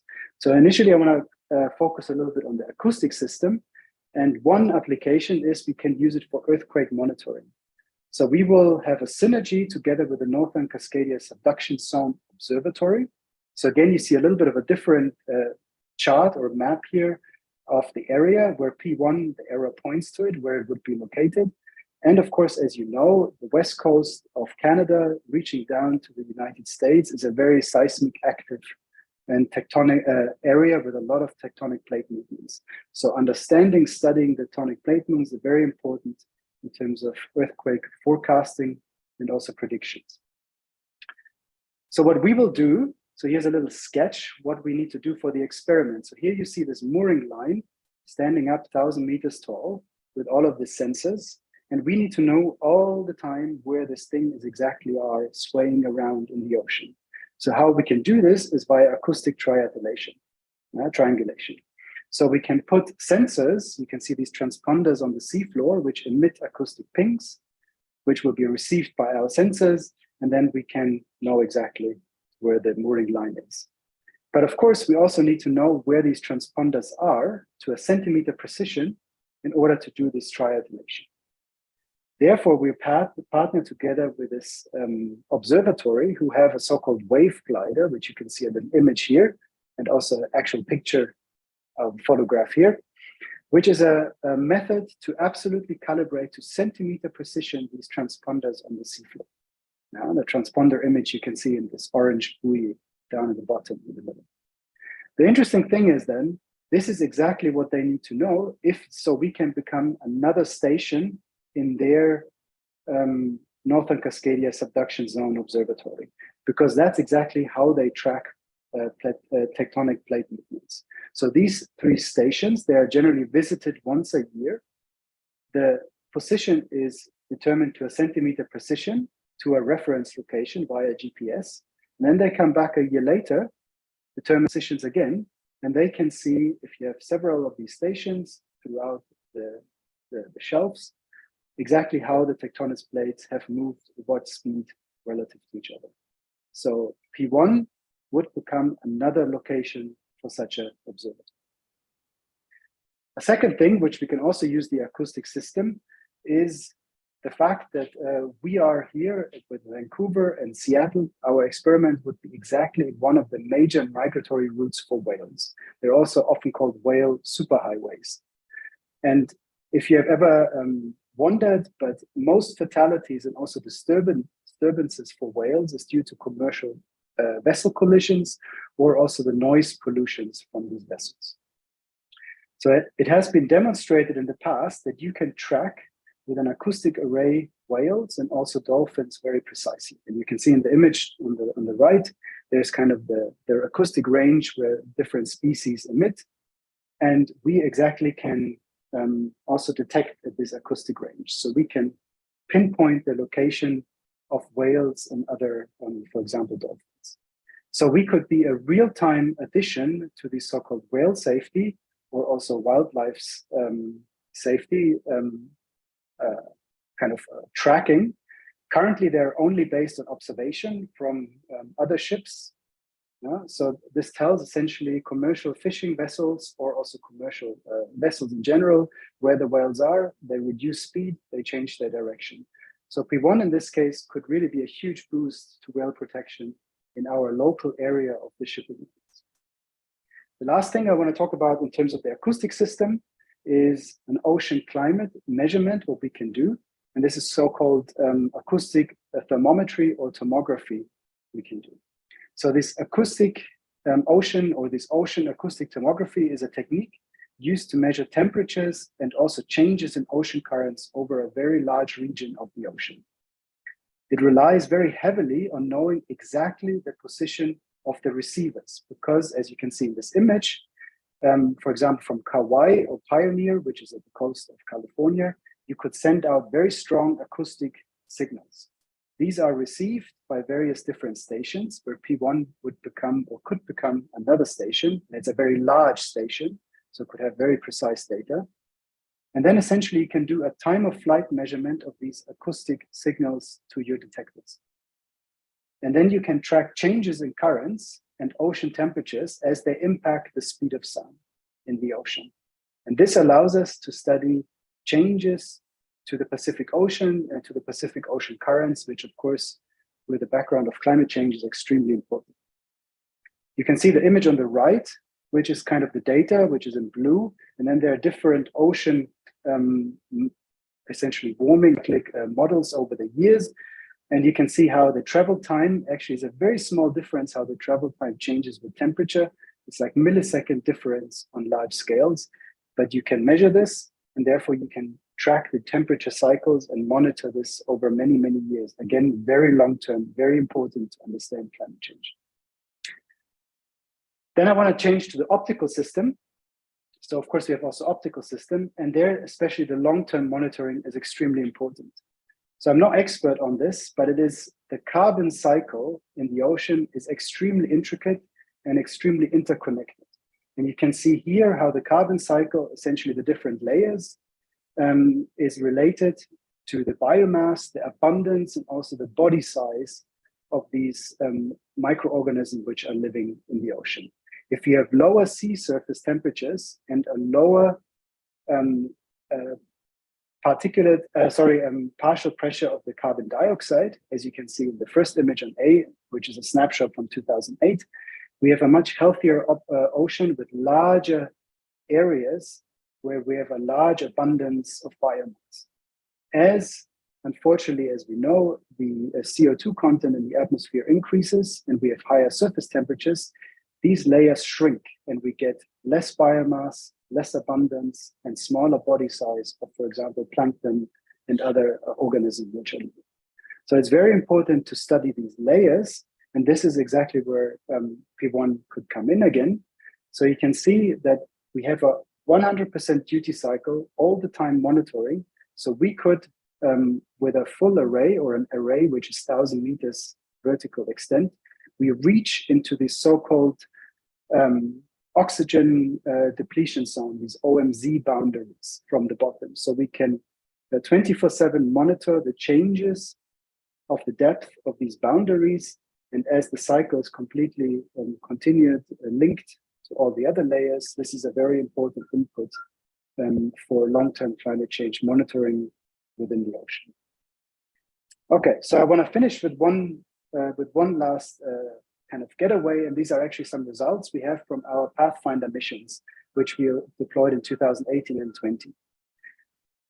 So we can study with them, or we can also study in the future, of course, the deep sea pelagic biodiversity. So this is by far the largest biovolume on Earth, and especially bioluminescence is a great proxy of marine life abundance. And of course, bioluminescence we can study with optical sensors. So this way we can track how the ecosystem changes, and also the biodiversity and the carbon export changes in the Northeast Pacific. So what you see here is with a camera we had in the system, some images of these bioluminescence creatures we have. You can do an analysis of these images at different wavelength, so at different energy of the light you receive in your camera, and there is a known basically a known catalog where you can look up which kind of creatures in the deep ocean emit which kind of light patterns. So there you can do a decomposition of the spectra you see. So this is just a proof of principle with our cameras, and we can clearly identify unambiguously certain creatures which are in the Northern Cascadia Basin. Of course, if you have a more sophisticated array of cameras, which can distinguish better between the energy and the wavelength, you can identify more species. And the last thing I want to say, so here we have a simulation of two different populations of so-called pyrosons, which emit bioluminescent light. These are two different populations and species. So you can see at the top image, the water current flowing through the ocean, and this little black dot should be one of our sensors. These creatures, they don't like turbulence. As soon as they get some sort of turbulence, they start to pick up, they start to emit bioluminescent light. And so you can see on the bottom how the different species emit light. And this is, of course, a simulation. We have a detector in the ocean, which records this data, which you can see on the top right. And then on the bottom right, we have an interplay where we do an analysis and we can clearly identify 2 different species of these bioluminescent organisms.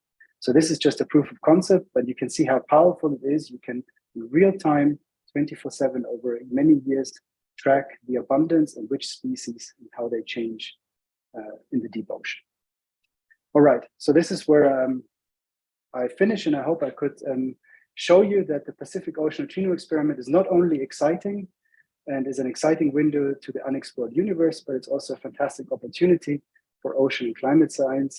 And this is really only a snapshot. There are many more things which we can and plan to do. Thank you very much.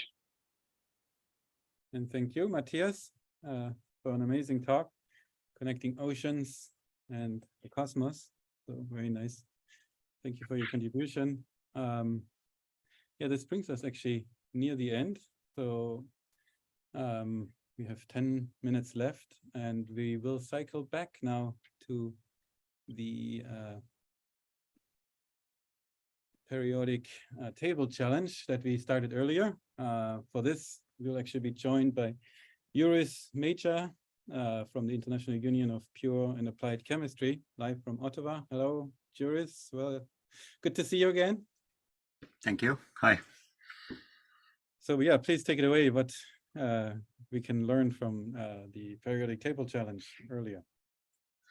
Yes, thank you. I mean, I can give a brief overview about the periodic table challenge, which you can see on my background. We started this in 4 years ago on the International Year of the Periodic Table, and since then we have had players from more than 160 countries. So there's not that many countries left who have not taken part of this studies of this project. So we're happy that lots of people around the world are continuously playing, and so far we're offering this in every United Nations language. So we have this in 8 languages now, not just English.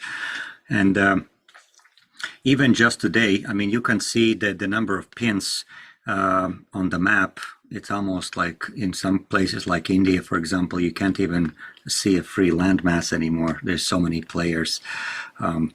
But even today, I know you had a special blitz activity for the challenge, and we will pick the winners, I believe, tomorrow. But we had today alone about players from 15 different countries joining. So I think that's a good turnaround for these a small few-hour events. So we're very happy that you find time to be part of this study, of this challenge. Yeah, and thank you, and Juris, for connecting with us and giving us the history. So this is really an impressive map that you show there behind you, and worldwide kind of contributions and engagement. That's phenomenal. Yeah, I think at this point, thank you again, Juris. And at this point, we would like to thank. Announce. Oh yeah, please go ahead, Juris. Sorry, I would just say that tomorrow one of the winners from this will receive the periodic table poster signed by one of the Nobel laureates that we have with us. So we're happy to share that with you.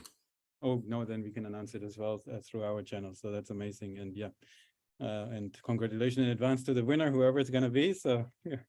Anyway, thanks again for joining. And at this point, we would like to thank all the speakers for their amazing contributions and discussion.